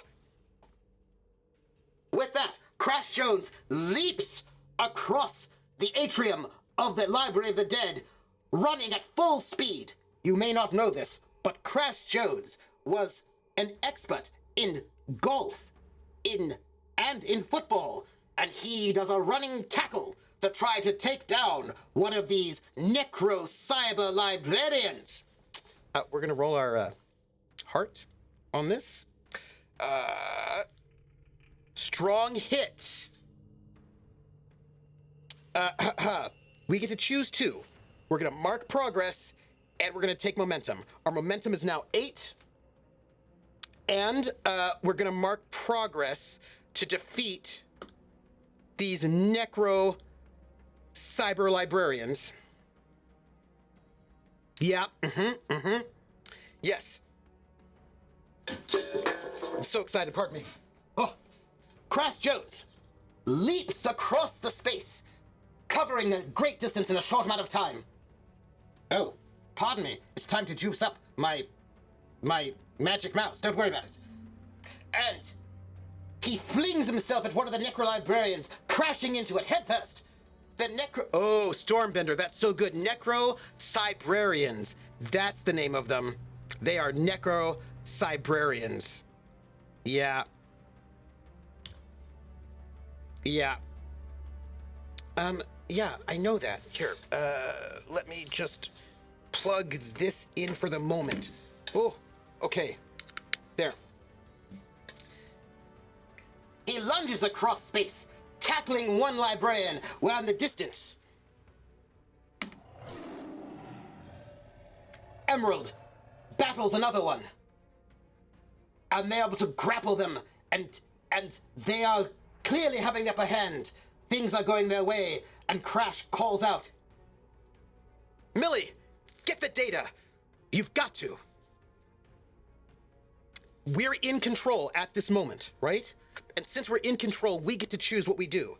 What we're gonna do is take the move, the scene move, that will let us move forward with our progress, right? So rather than, because we're holding off our villains, so we're going to, rather than try to keep fighting them, we're gonna move over to the card catalog, and we're going to try to face danger.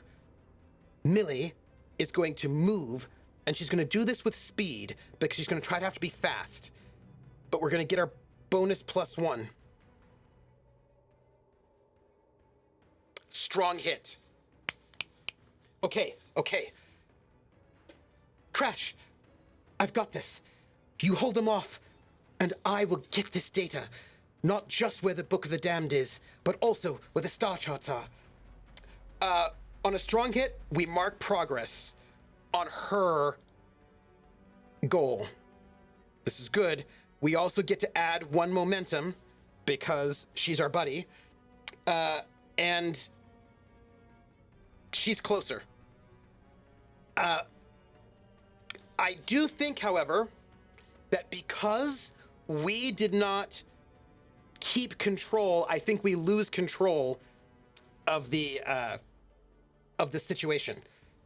Because that's what makes sense to me, right? That we lose control because we did not act proactively to hold off those people. So I think that they're going to go and get the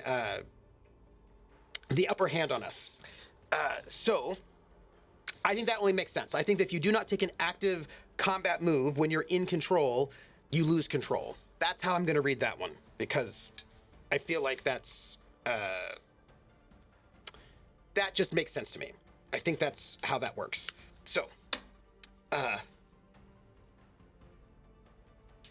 Crash Jones watches Millie Bullock with her fingers dancing over the sigils. It seems as if what she needs to do is move her hand in a certain pattern to get the data she needs, and she's doing so. It is impressive, but as his eyes are distracted, one of the the Necro-Cybrarians throws him off and pulls out what seems to be a disc of some sort, like a hard disc, and throws it at him. And if he does not react quickly, he will be struck by this strange metallic and cybernetic device. We're going to react under fire. Because, you know, it's what we got. And we're going to, we have the bonus from our chocolate milk, which means we get to just use a 4 on that. We get a 4 automatically. And we're going to have to try to dodge, which is going to be edge. We do not get a +1, but we roll a 4, 6. That's a weak hit. It's fine. And we have a cost. And we stay in a bad spot. We're gonna have to take harm. We're gonna take physical harm. Is it? That's it. Yeah. Our health is gonna go down to a 4. I'm gonna plug in my mouse. Every time I'm not doing something, I'm gonna be plugging my mouse because it's a little bit low on juice, is what's happening. The Cyber Library, the Necro-Cybrarian, throws a number of hard discs through the air at Crash Jones, and one hits him right across the face and hits his goggles. The goggles flare, the blue of the cybernetic electronics flashing green slightly, and Crash Jones gets hit. Millie! And the Cyber Librarians begin to move towards Millie Belloc. They do not like what she's doing, and they begin to turn towards her. Crash Jones, what are you going to do? I'm going to have to block them. React under fire. Crash Jones rushes to try to get in the way between himself and the Necro-Cybrarians. He can't let them get to Millie. This will be iron. And we are still in a bad spot. That's reacting under fire. We'll be replacing our die with a 4. Strong hit. On a strong hit, you succeed. We're in control.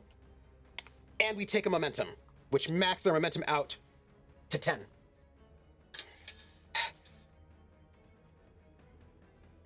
Oh, I just thought about something. Millie, I'm holding them off. We've got to... dang it. I'm going to have to go move back into combat, and I'm going to strike them because I'm in control. I'm going to... and we're in close combat, unfortunately. So,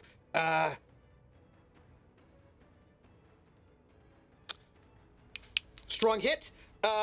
Mark progress twice to attack these librarians. Twice. We're getting closer. Yep.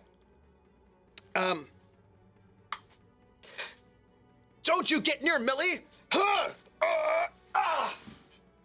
Crash Jones grabs the one Necro-Cybrarian that's just upon Millie Belloc, who's still lost inside the data, grabs it, throws it across the atrium, rushes over to it, and,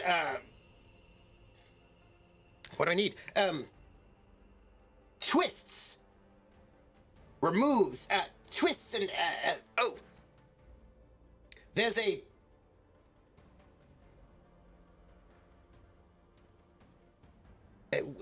the book.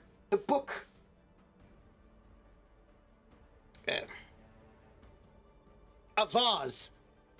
A decorative vase, stone vase. He grabs it. He brains the Necro-Cybrarian across the head, and its lights dim. But there are still other Necro-Cybrarians. There's still danger.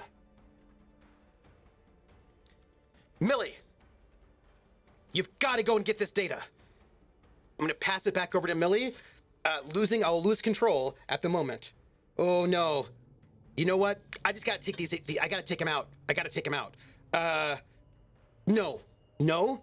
Gonna pass it over to her. The Bluetooth is a pirate captain. I see you.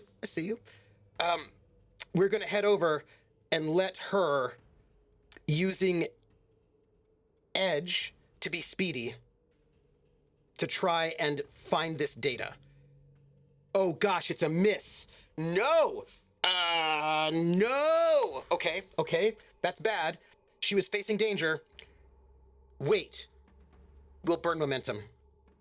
Because we've got 10 momentum, we'll turn that into a strong hit. She gets to mark progress through the card catalog. We also get to add 1 momentum, and that was not with a match. So she's...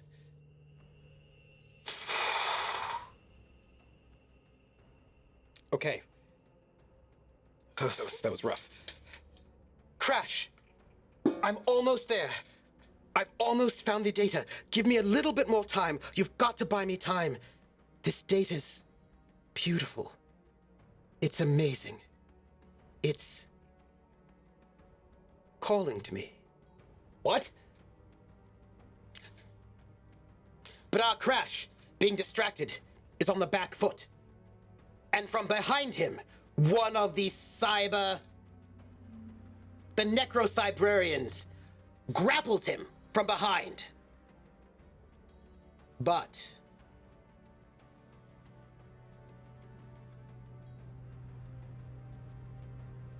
no, that's not what happens. Nope, that's not what happens. I need my combat. It's react under fire, right? One of these, as Crash grapples with one of these cyber necrobarons, one that's come up behind him, he hears another necro-cybrarian arise from the side, and it begins to make strange mechanical sounds. And as it begins to make these strange whispering sounds, he can see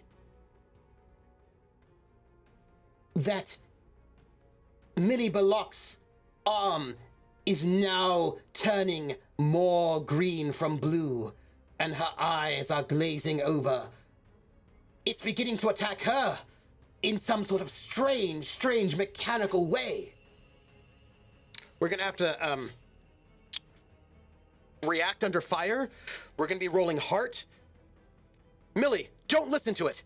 Whatever it's saying, it's trying to trick you. You can do this. Hold out against it.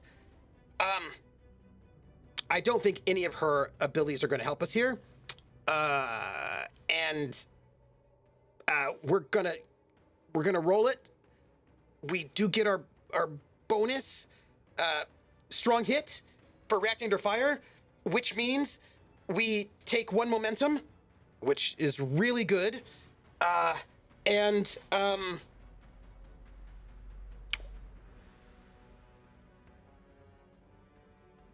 Millie Balok hears Crash Jones's words and shakes off whatever it was that was happening to her. I've got it. Thank you, Crash. I've got this. I just need a little bit more time.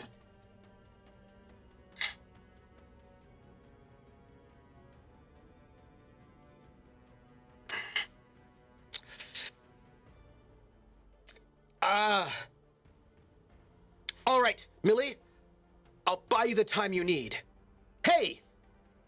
Buckethead, why did you pick on somebody your own size? Somebody like Crash Jones.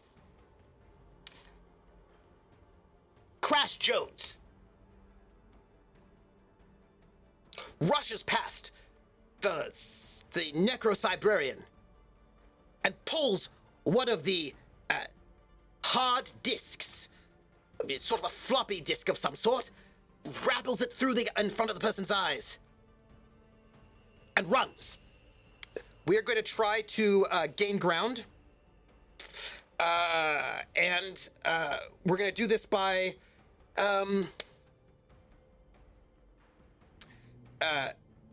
we're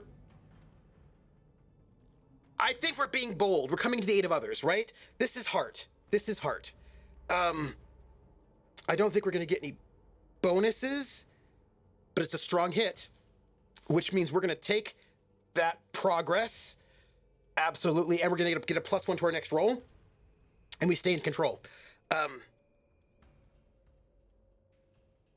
Millie, please. I'm holding them off. They're chasing me. You've got to do this. She is going to try to be as fast as possible with this, but I still think she has to use wits. She's going to try to be smart about it. She gets the +1 from my roll. She gets a +1 from being her. It's a weak hit. It's a weak hit. Weak hit's better than no hit. On a weak hit, we get to mark progress. Right? But also, we get a setback. Fill the clock. Right. Crash. I found it. I just have to extract it to my arm and get the star charts, that's all. I found it. Wait. What is that? Do you hear that? Do you hear what it's saying? It's saying that there's something about Crash. The card catalog has got information in it about my mother. How does it know about my mother? Crash, I have to go and find out what it knows about my mother. Where she might be found. I just need a little bit more time. Please, Crash. Just a little bit more time. Millie, you can't go looking for other information. And with that, Crash Jones gave up the momentum.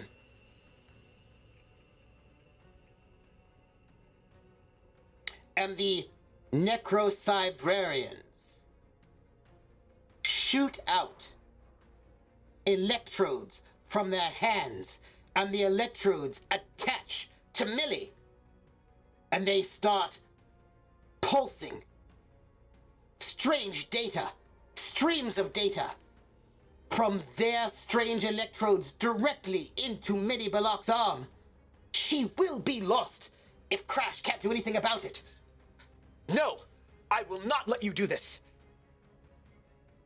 Crash grabs the strange electrodes and tries to rip them apart.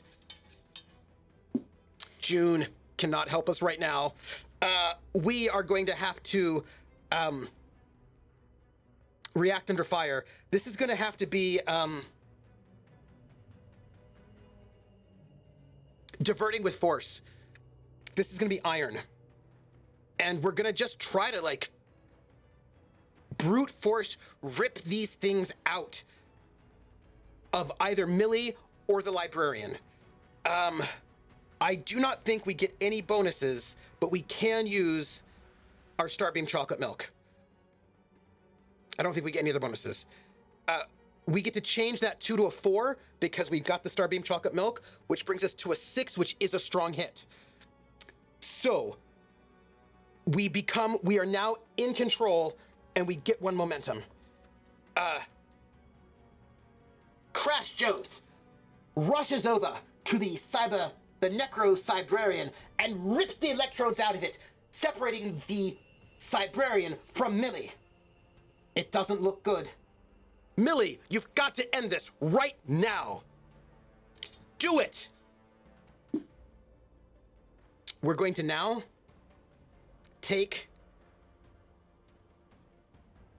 we're going to try to finish the scene.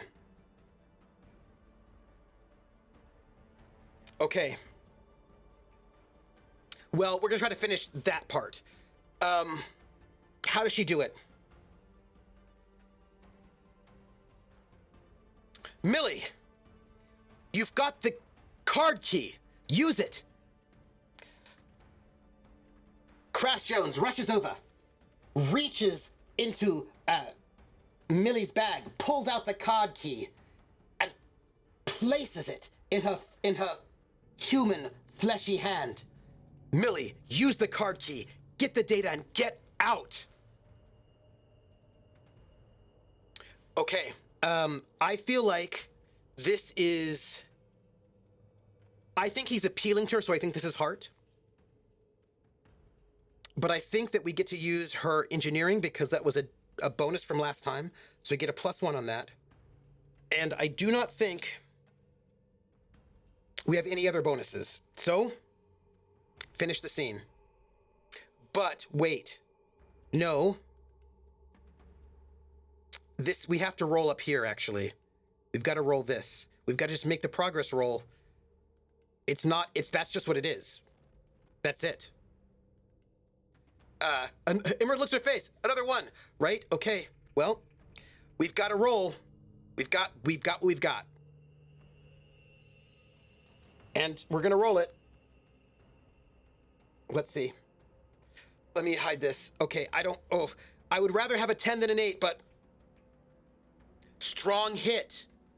Strong hit. On a strong hit, you achieve your objective unconditionally. Okay. Okay. Millie, you've got the card catalog, the key card. You can do this. Millie Bullock, using her fleshy hand, not the robot arm, grips the key card and places it flat against the obelisk. It begins to hum and thrum. And for a few moments, that huge data stream narrows down into only 3 streams of data. Her robot arm flares and flashes and goes from green to blue. The strange electrodes attaching her robot arm to the obelisk detach, and she removes her hand. Trash! I've got the data. What is that? Behind you! And from behind, oh, I'm so sorry. And from behind Crash Jones, the last necro cybrarian pounces, moving at lightning speed. It has a ruler, a metal ruler, to a point, and it becomes to stab at Crash Jones. This, my friends, is going to be reacting under fire because we are no longer in control because we gave up that moment. And we're going to have to dodge, which is absolutely edge. We don't get a bonus, but it's a weak hit. It's a weak hit. It's a weak hit. Which means we stay in, we're in a combat. We stay in a bad spot, and but we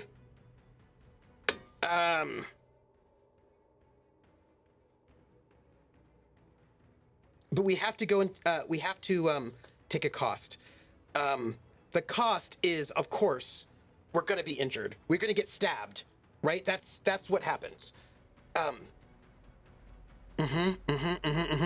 We get stabbed, everybody. We get stabbed. That's it. Crash Jones turns around too late, hearing about the necro-cybrarian behind him, and before it's too late, the sharpened ruler comes straight at him. We are going to try to resist this damage, by the way, because we can, and we can do so at a -1. Let us resist. We're gonna resist with our heart, which is currently at 3. Yeah, -1 though, so there's that. And we have to endure harm. We do not have the advanced thing yet with that. No, and okay, well, this is it. Endure harm. Strong hit with a match. Okay, on a strong hit, choose 1. We shake it off. We are going to shake off that damage. Absolutely. And then I feel like, actually, because we got a strong hit, we should also get an opportunity. That's what we're gonna get. We're gonna get an opportunity. Oh, there's a match. Yes, Josh, that's great. There's a match. There's a match. The Necro-Cybrarian jams the ruler right at Crash Jones's heart. Crash Jones is able to deflect the incoming ruler, and it hits his shoulder. And everything goes quiet for one moment.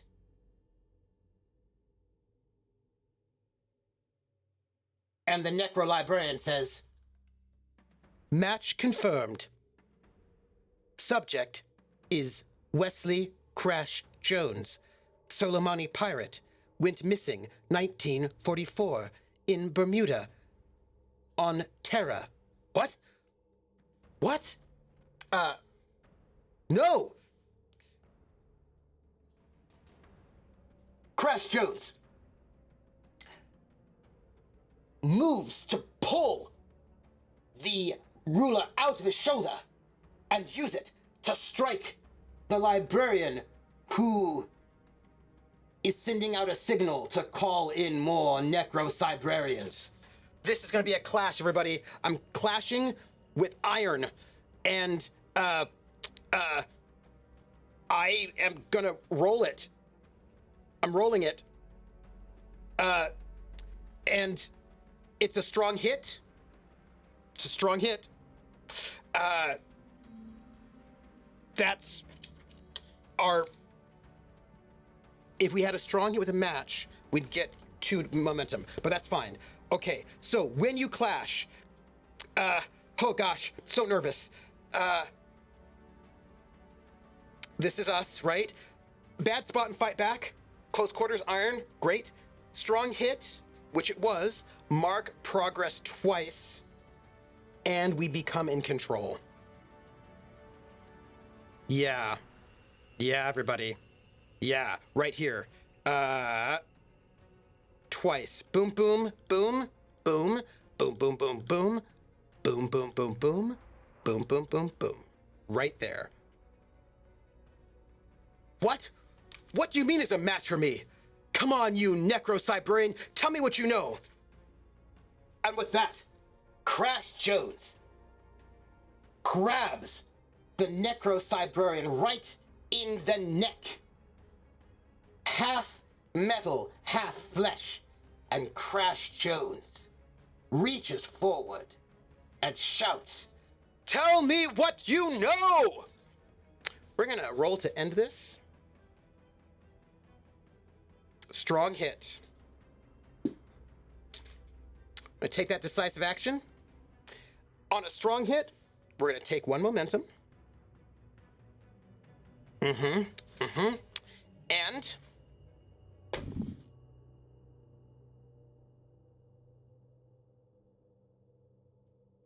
Crash Jones reaches forward, headbutts the librarian, and the Necro-Cybrarian's eyes, one eye metallic and electronic and sinister, the other human, or of some sort, go dim as the Necro-Cybrarian slumps.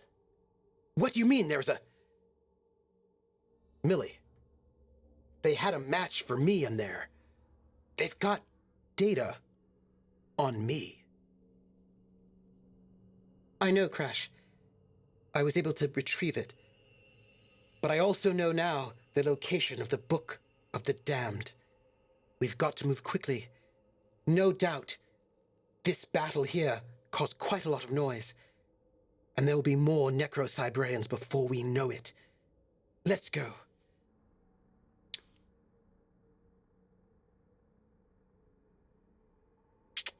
We, my friends, did that, and we're going to have to explore. We have to get closer and closer. And hello, Simon. How are you? Simon's going to be running his own game of Ironsworn Starforged very soon because I corrupted him. That's just what happened. let us undertake this expedition now. How do we do this? We have to move with speed now.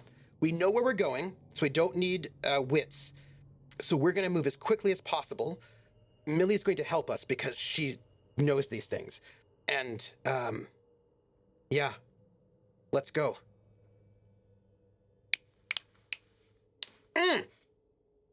Strong hit, everybody. We're going to reach our waypoint.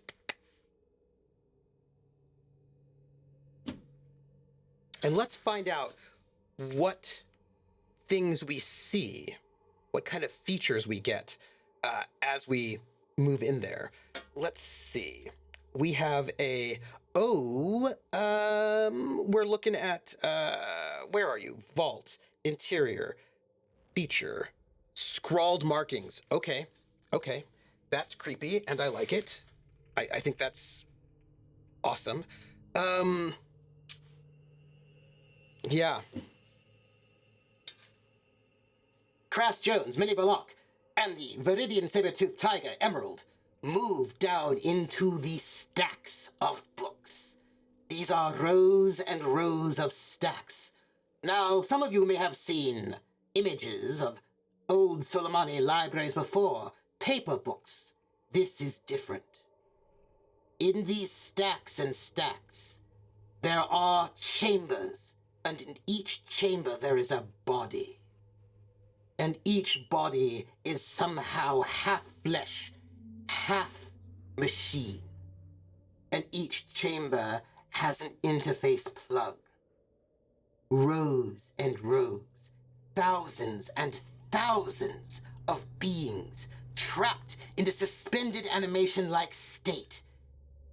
Are these the books? Yes, Crash. These are the books. We've got to find the one that is the Book of the Damned. That's what we have to find. Come on. As they move forward, they begin to see in some of the chambers, whoever was trapped in there must have woken up and scrawled messages in their own blood. Messages including, "Help me." We are going to have to explore this waypoint. Yep, we're going to have to roll wits, everyone. We're going to get our bonus from Millie being a shady archaeologist and knowing these things. Strong hit. On a strong hit with not a match. On a strong hit, choose one. We're not going to get the minimum. We're going to gain progress. We've defeated the necro-librarians.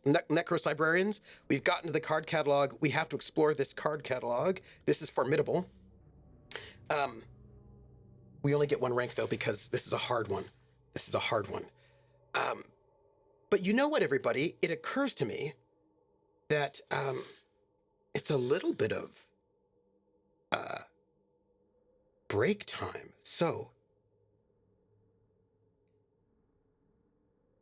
Millie leads Crash Jones down the deep and strange passageways. And when they arrive, she says, "Here, Crash. This, I think, y'all, I've got to tell you something.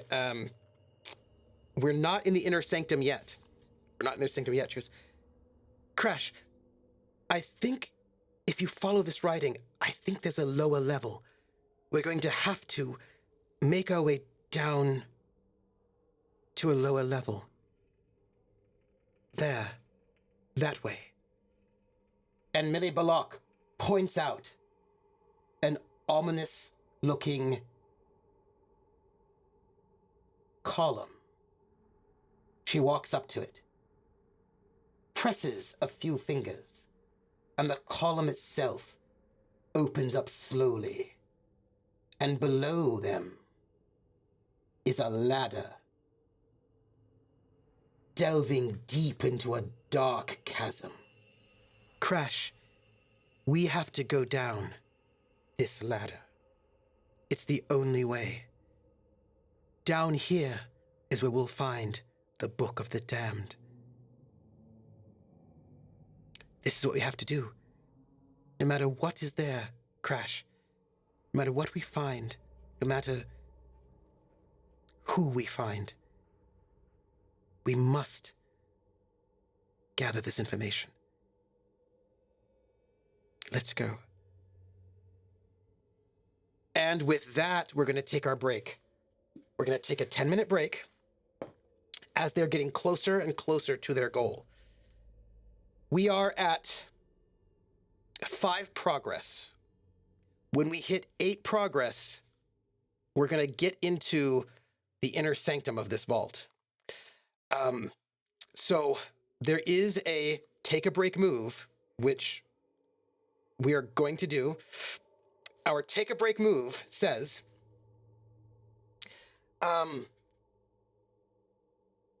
we are going to get a +1 momentum when we come back from break. Okay. We have learned that the books are actual beings that have been kidnapped and turned into strange half-machine, half-flesh beings, sort of like Millie. And that one of these is the Book of the Damned, and we must find it to find out the information that we need. Specifically, that Millie has wanted all along, and we don't quite know why. Well, I imagine we'll find out after break. Everyone, we're going to take a 10-minute break. I want you to hydrate. I want you to drink fluids.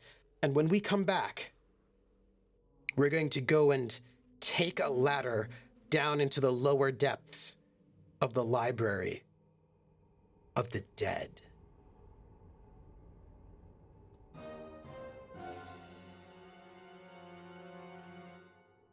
While in our break, please enjoy these words from our sponsors, KY Hawkeye and Willem TW.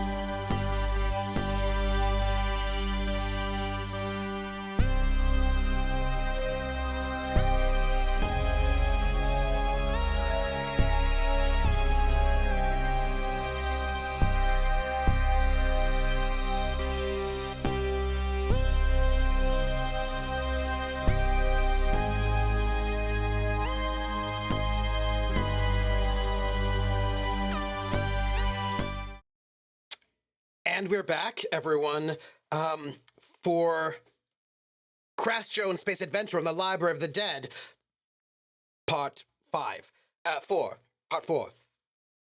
When we left our heroes, by the way, taking that momentum for coming back from break, when we last left our heroes, they were going to creep down to the lower depths of the Library of the Dead, having learned that the books are people. Strange people. I will note, for the record, I do believe that getting access to the card catalog should be a milestone that will give us a mark on our quest to retrieve the mysterious Book of the Damned for Millie Belloc. I do believe that that should count as one of our milestones, because it says here, reach a milestone, overcoming a critical obstacle, gaining meaningful insight, completing a perilous expedition, acquiring a crucial item or resource, earning vital support, or defeating a notable foe. And I believe that getting through the card catalog would count as a milestone. So we are now at 5 out of 10. Fahrenheit 451 Library, indeed. That movie really, I was obsessed with that movie as a kid. I read the book, of course, but like the movie, I was obsessed with it. And I was like, oh, I want to memorize a book. What book would I memorize? Our heroes are, at the moment, trying to go and get themselves into the inner sanctum. And so, we're going to move swiftly and quickly, trying to find this place. We'll get our bonus from Millie, because she's an archaeologist. Weak hit. Um, we're going to get progress in exploring the Library of the Dead. At 6 progress, that means we're going to go into the Inner Sanctum, but it will cost us. Either we'll have a suffer move, or face peril.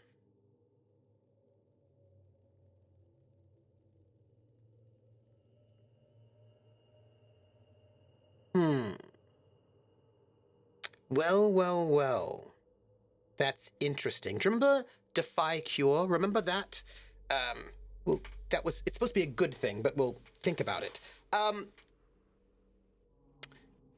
Well, before we decide what we're going to do, we're going to move into the Inner Sanctum, which is, a new part of our oracle.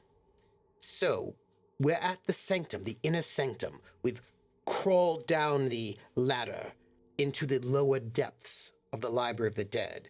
Why don't we see what kind of feature we get here? Repository of biological specimens! Why do you know what's happening? Why do you know what's happening, Oracle? Why do you know? Yeah, okay. And there's also a peril here. Other intruders have been corrupted or mutated by this place. Mm-hmm. Yeah. Yep.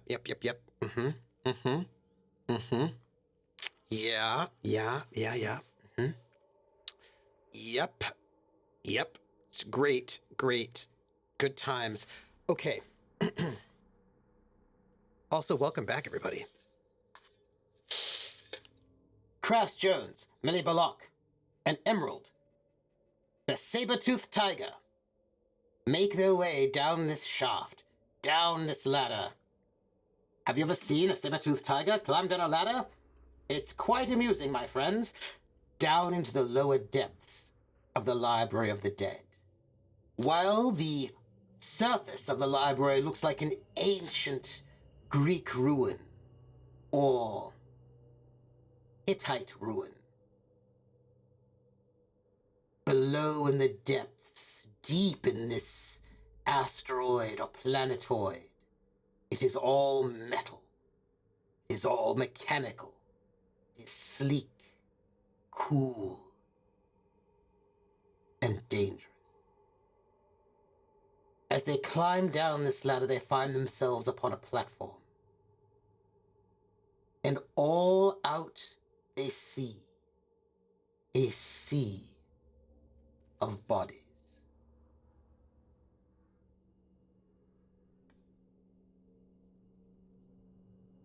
Thousands, tens of thousands, hundreds of thousands of beings, all captive, captured, mutated, strange, trapped in cocoon after cocoon after cocoon. Somewhat alive, somewhat dead, undead, strange.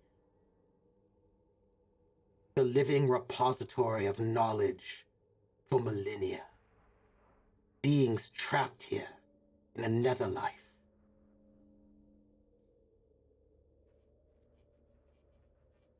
We have a peril, by the way. Other intruders have been corrupted or mutated by this place. I'm going to just note that this is going to come back later. This one here, it's going to come back later. This is what the Oracle said. So we're going to come back later to it.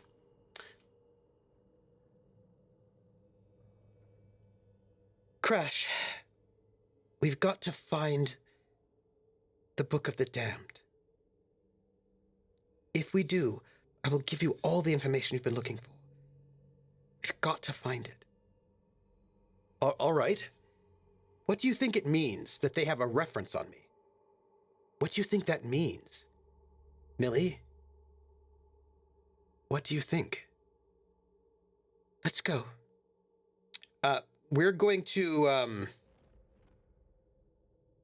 explore the waypoint, right? Because we have to, Well, we don't need to do that. We need to just continue moving forward. We're going to continue on with our expedition. Edge, though. Millie, as if a woman possessed, as if a person with a plan and a scheme, moves forward quickly, wasting no time, going through row and row and row of being, looking for the signs of what she's looking for, the Book of the Damned. We'll undertake this expedition. See what we get. I don't think I rolled, because that's the same roll as before. Oh, no! It's a miss with a match, everybody. That's a miss with a... Wait, we got to hit that last time. We got to hit that last time, and we use Millie as help, which means we get that one extra momentum because she's a companion of mine, and so we're actually at 10, which means we can burn all this momentum, everyone, and make it a match success. Because I'm telling you what, we do not want to have matched fail at this moment, because that is bad. It's bad. That would be super bad. On a strong hit, we've got our waypoint, and we get to mark the progress of this, which is we're exploring the Library of the Dead. Yep, here. We're at 7, and I believe we have a strong hit, right? Which means we should probably get something cool. Let's get let's see. Let's have an opportunity. Let's find an opportunity here. Something good will happen to us, because I'm going to tell you what, something bad's going to happen to us real soon. Key offers control of a function or aspect of this site. Yes. Yes. Yes. Millie Ballock pulls out the key card that she had taken before, and she turns to Crash. Crash, I want you to listen to what I'm saying right now. It's very important. This key card is not just a key card to the Card Catalogue. It gives us access to the books. I want you to hold this, just in case something happens. Because we're going to need it to access the Book of the Damned. All right? If anything happens, remember, that will give us access to the books. We're here. I think we should go deeper. It has to be here somewhere. It's anywhere around here. Oh, I'll tell you what. You look this way. I'll look this way. Tell Emerald to look one way too. You're looking for the Book of the Damned. The key card is programmed. If you find it, that key card will light up. It'll beep. It'll let you know you found the right pod. All right. I'll go this way. You go this way. We've got to find it fast. We'll be rolling wits here. +1, because Millie's helping with us. And this is our exploring a waypoint. It's not great, everybody. We don't have a great roll, but this is what we've got. It's a miss. Encounter an immediate hardship or threat, and you must pay the price. Okay.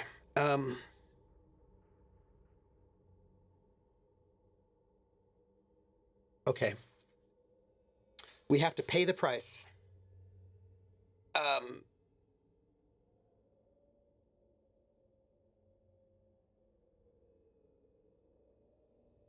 Okay.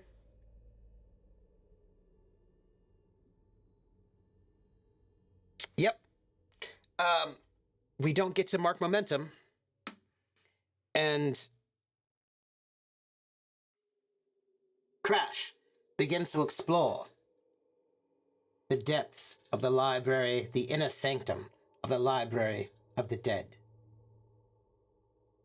Row upon row of being, from all across known space, from all times, different clothing and outfits. As he peruses, he looks. He cannot find anything. Just strange faces. Millie taps him on the shoulder from behind. He startles. Crash, I'm sorry. Could I get the key card back? I need to test a few things. Do you mind? Oh, no, I don't mind. Here.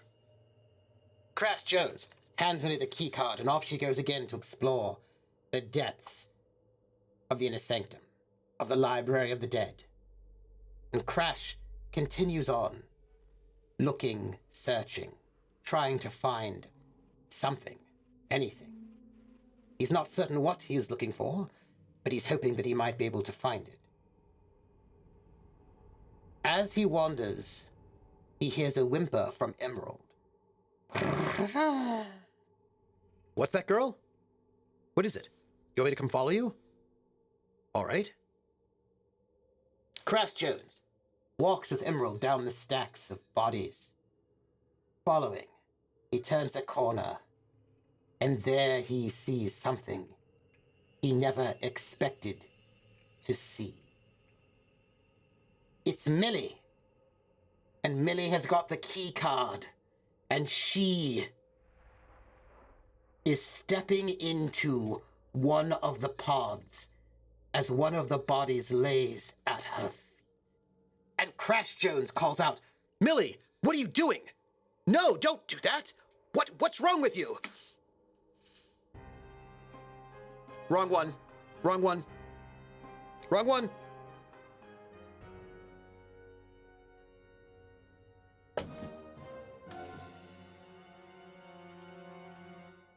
Crash Jones rushes towards Millie right as the pod begins to close.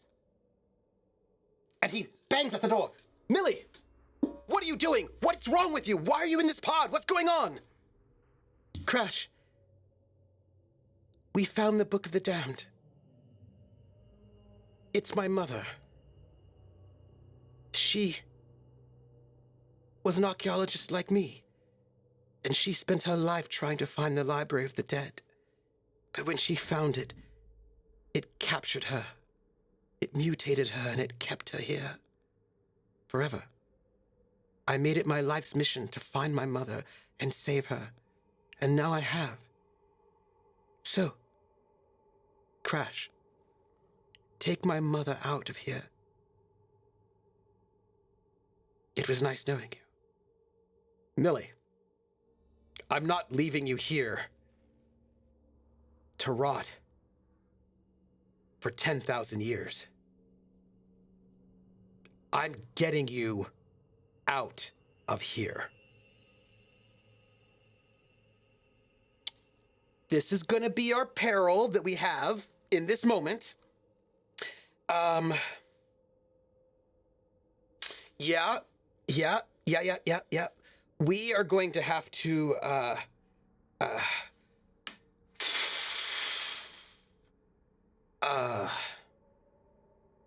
how do we...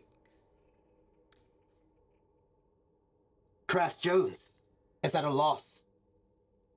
This woman unconscious below him. Millie stuck in one of these pods.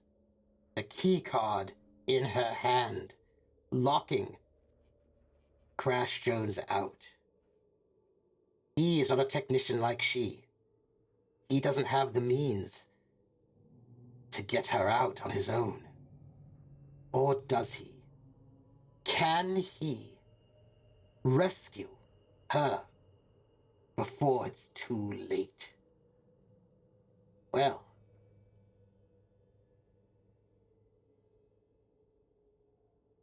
that, I think, is going to be a question for next week.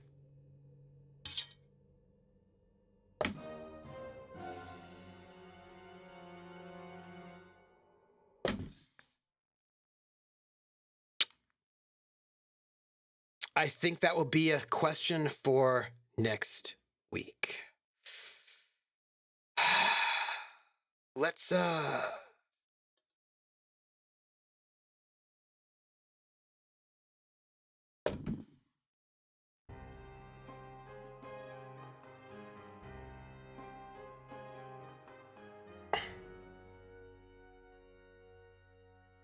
Space Cadets, this ends Part 4 of Crash Jones, Space Adventurer and the Library of the Damned. What will happen next week? Millie Belloc has locked herself in one of the strange, damned pods, rescuing her mother, but sacrificing herself. Crash Jones vowed to bring the Book of the Dead, retrieve it, and bring it to Millie, but she has locked herself in this pod. It was a bit of a double cross. How can he get out of this? There's no way he can fulfill this vow unless he can also rescue Millie. But how will he get her out of this pod? And what about Millie's mother? Is she dead, undead, safe, an ally, an enemy? There's still, at this moment, exploration to be done. Perhaps he can find a key in this place, in the inner sanctum, that will allow him to save them both. But the time is ticking, and at any moment, the library may awake and notice the double cross and get what it wants back. Furthermore, what does it mean? The library has an entry on Crash Jones. What might that entry be? Find out next week in the thrilling conclusion of Crash Jones, Space Adventurer and the Library of the Dead!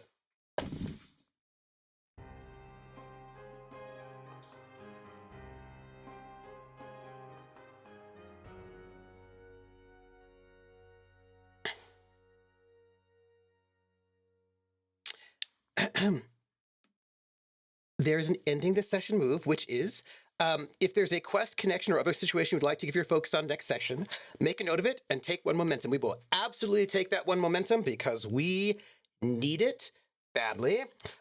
It is a thing that we need a whole lot. And we're going to focus on getting Millie out of the pod and escaping with both Millie and her mother. That's what we're focusing on. We need to get out. Out. We need to get out. Out. Everybody, we're in trouble, right? We're in trouble. So let me tell you what we've got to do. We have to decide if we strengthen the ties to a connection, if we move forward on a quest. Let's see. We've made a lot of progress exploring the Library of the Damned, but we still have some progress left to go. And we're going to say this and free the Book of the Damned rather than locate, which currently now is Millie. Have we strengthened any ties to a connection? We have one connection, and that is Millie. Have we strengthened ties to Millie? So let's see. Develop your relationship. We have not sworn we did not swear a vow. We have not completed a quest. We did leverage their help in desperate circumstances. And we did stand with them against hardship. So I do believe that that is true. So we have a bond with her. So we get to roll their rank to learn about the impact of our legacy. So let's see. She is an other. She's a dangerous friend. So that's a level 2. So we're going to roll and we're going to see what we get. Let's see what happens. Weak hit. What does this mean? On a weak hit, we just got a weak hit. On a strong hit, mark 2 ticks on the bonds or your legacy track. Strong hit with a match. On a weak hit, take +2 momentum. This is really good. What a thrilling episode. Thanks, Josh. Hopefully this won't be their R2. I hope not. But also, Josh, I feel like we now kind of get a sense of what, like, we're getting a good sense of what the poster for this place might be for this series. Everyone, we get 2 momentum. We get 2 momentum because we care so much, right, about Millie that we are more dedicated to trying to help her. So we're now at 6 momentum, right? So this is great. We have developed our relationship. That's going to give us 2 more momentum, which we are going to need. Now the question becomes, have we made any progress on our quests? Let's see. Reaching a milestone. Here's our requirements. Have we overcome so bringing some Viridian to Mark Velez, nothing on that one. Retrieve the mysterious Book of the Damned for Millie Belloc. I think we have just gained some meaningful insight. I do think so true. right? The poster's sleuthing. I feel like you can't know what the poster is until you're finished with it, right? Or you should get to near the end. And I feel like I can see, right, something pretty amazing for this poster. So I feel like we should get this insight, right? I think that we should get one more milestone on our Retrieve the Book of the Damned for Millie, because we just got some meaningful insight about her mother and her. So I think that would count. Nothing on Dreadliege Dalton, nothing on the Barbarians. Oh wait, we are not in control. I'm so sorry. We are not in control. We're not even in conflict right now. And then finding the true lost Sindalian heir. I bet if we looked in this Library of the Dead, I bet we could find information on the lost Sindalian heir and get some progress on that, but we have not done because we're kind of busy right now.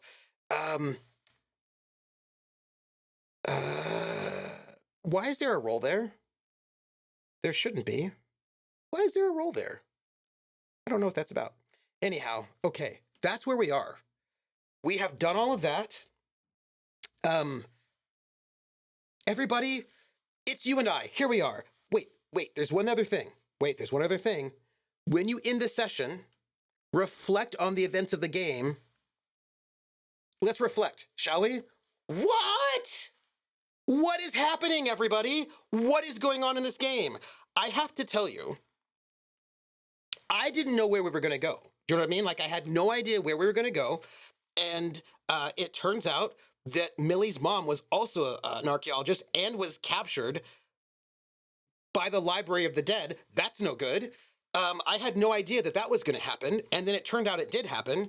And then Millie locked herself into the pod to sacrifice herself for her mom, which explains why Millie has been so sketchy all along, because Millie, that's why Millie's been sketchy this entire time. It's because of this, and now we know. I didn't know, but now I know this is why. And,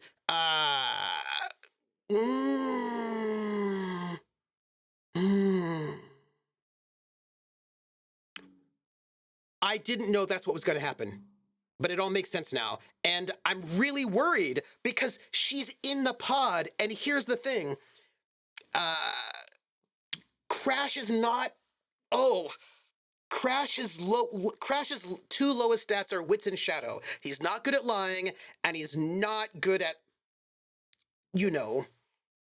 seeing through people's lies and tech. How is he gonna get her out? He spends most of it anyway. Yep. So we're in big trouble. This is a great cliffhanger. I'm very excited for it. I will also say that, we need June to the rescue. The only problem is that June is stuck on the ship.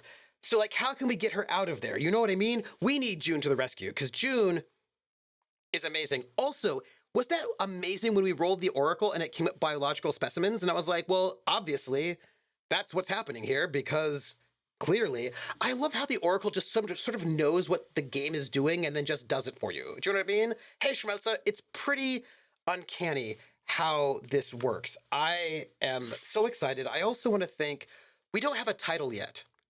Oh, you know what? The title for this episode is The Book of the Damned.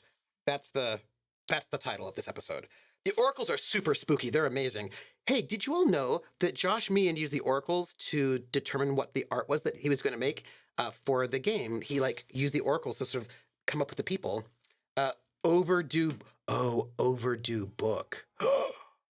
Oh, that's great, Hawkeye. Oh, Overdue book is really good. That's really good. All right, when we get back, where are we? We should be here. Hold on. This is where we need to be. Boom.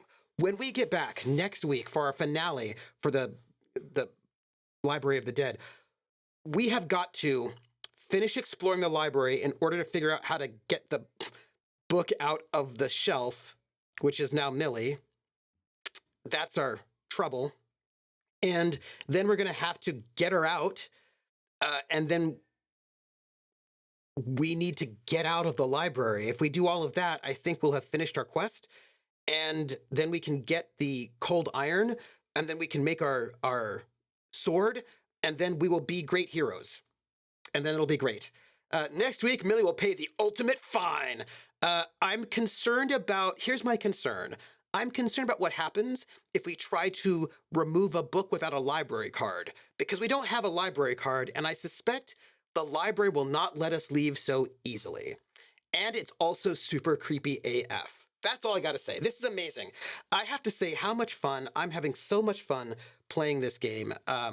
And I'm hoping next week I'll be able to reveal all of the merch that we have, which is the Crash Jones merch, which is honoring the last story, the Drynax and Barbarians. And I can't handle it. So I'm gonna just do my outros because I'm too excited about this right now, and I'm too buzzing with excitement. Versus like, this seems a lot like the Miskatonic Library in space. Yes. So where can you find me? You can find me here. Right? You can find me at Trooper SJP here on Twitch and at YouTube, where there's the archive of all of our shows. You can find me at Academic Foxhole. You can also find me at Trooper SJP at Blue Sky. You can find me at Academic Foxhole on Twitter and also Patreon. And the Patreon helps support this channel. Specifically, it helps pay for the cast of the shows. I pay my cast because I think it's important to do so. I don't see if anybody gave any donations this episode. And they did, so I'll read that out. So I pay the cast. One of the great things about these solo episodes is that I don't have to pay myself, so I can use anything that I earn to save it up to help go and pay for the cast and for the art. So like pay for art, cast, music, all those sorts of things. And because I feel like players should get paid and artists should get paid, people should get paid for their work. So the giving tips and bits and also being a member of our Patreon helps me go and do that. That makes it sort of easier for me. So thank you, all of you have done. And I want to say thank you to RQ Stefan, who donated 250 bits today, who said, it's all good. And so thank you. And I want to give a special shout out to our 2 sponsors. We have a sponsorship tier, and that is $200, which will pay for the cast of one cast, not including me, for 1 week of one of the shows, except for the Gamblers now, which is 5 people. But it's fine because I pay them $50 an episode, and each episode is about 4 hours, so it's not exactly minimum wage, but we're good. It's close enough. So I want to thank our special sponsors, KY Hawkeye and Will and TW, whose radio spots I played today. If you are a sponsor, you get a special shout out, which I'm doing right now. Shout out. You get a radio ad, and you also get a special spot in our credits. And so I want to thank you all. I want to thank everybody who's donated. I will also say that next week is our finale for Crash Jones, which will officially end the summer season. And then I will put out an after-action report on Patreon. And those are not locked behind a paywall, so anybody can go and read how the State of the Foxhole is doing for this last season. And I'll probably put up something for the Patreons as well. And I'm hoping, because it should be here. I hope to be able to reveal all of the new merch on Friday. And then we'll have a week off, and they'll come back with the Gamblers, our Traveler campaign that this thing is taking part of. So Clockwork Library says, I do love a horror library. I'd love to see more of them. Thank you for the fun stream. Thank you. So where can you find me next? Today is Friday. Tomorrow at noon, I will be here on my channel playing The Outer Worlds. And I believe that I will be able to complete our DLC tomorrow. I don't know if that's true, but I'm hoping that's the case. Maybe not, probably not. We've been playing for a while, but I'm thinking maybe. And after that, I'm gonna take my bike ride after I stream. And then on Sunday night at 8 p.m. over at Praxagor of the Smophoria's channel will be Carousel Court, Arc 2, where I am playing Susie Master Smith, our Susan Lucci villain is who I'm playing with 60s eye makeup. And we'll see how everything is going over there. And then Monday at 8:30 p.m. over at Wandering DM's channel, will be the Montreal by Night interlude, and this one is mine. So if you want to see my interlude with Dixon, Happy-Go-Lucky Dixon, then you come and hang out with us on Monday. And then Thursday will be the Disco Elysium. And then Friday will be the finale of Crash Jones and the Library of the Dead. Oh, I love that. I'm so happy you're loving Carousel Court. It's such fun. So this is us. Before I go, let me see if there's anyone that we can raid. Let me see who's up. Is there anyone we can give some love to that we have not given love to? You know what? Miss Magitech is... will the interlude include Dixon makeup? Well, I'm going to be wearing it. I have worn that makeup every single episode for the last 4 episodes. It just was never shown. Will it be shown? Probably. I mean, I imagine so, but I can't say. We'll have to just find out on Monday. You should find out if you'll see my epic makeup. That's all I'm going to say. That's it. So we're going to raid Miss Magitech and give Miss Magitech all the love. And then I will see you around. And thank you, Nugget, for being here. And let's go to end credits. And after the credits, we will do our raid. So thank you, everybody, and much love. And I will see you next week on Crash Jones, Space Adventurer, and the Library of the Dead.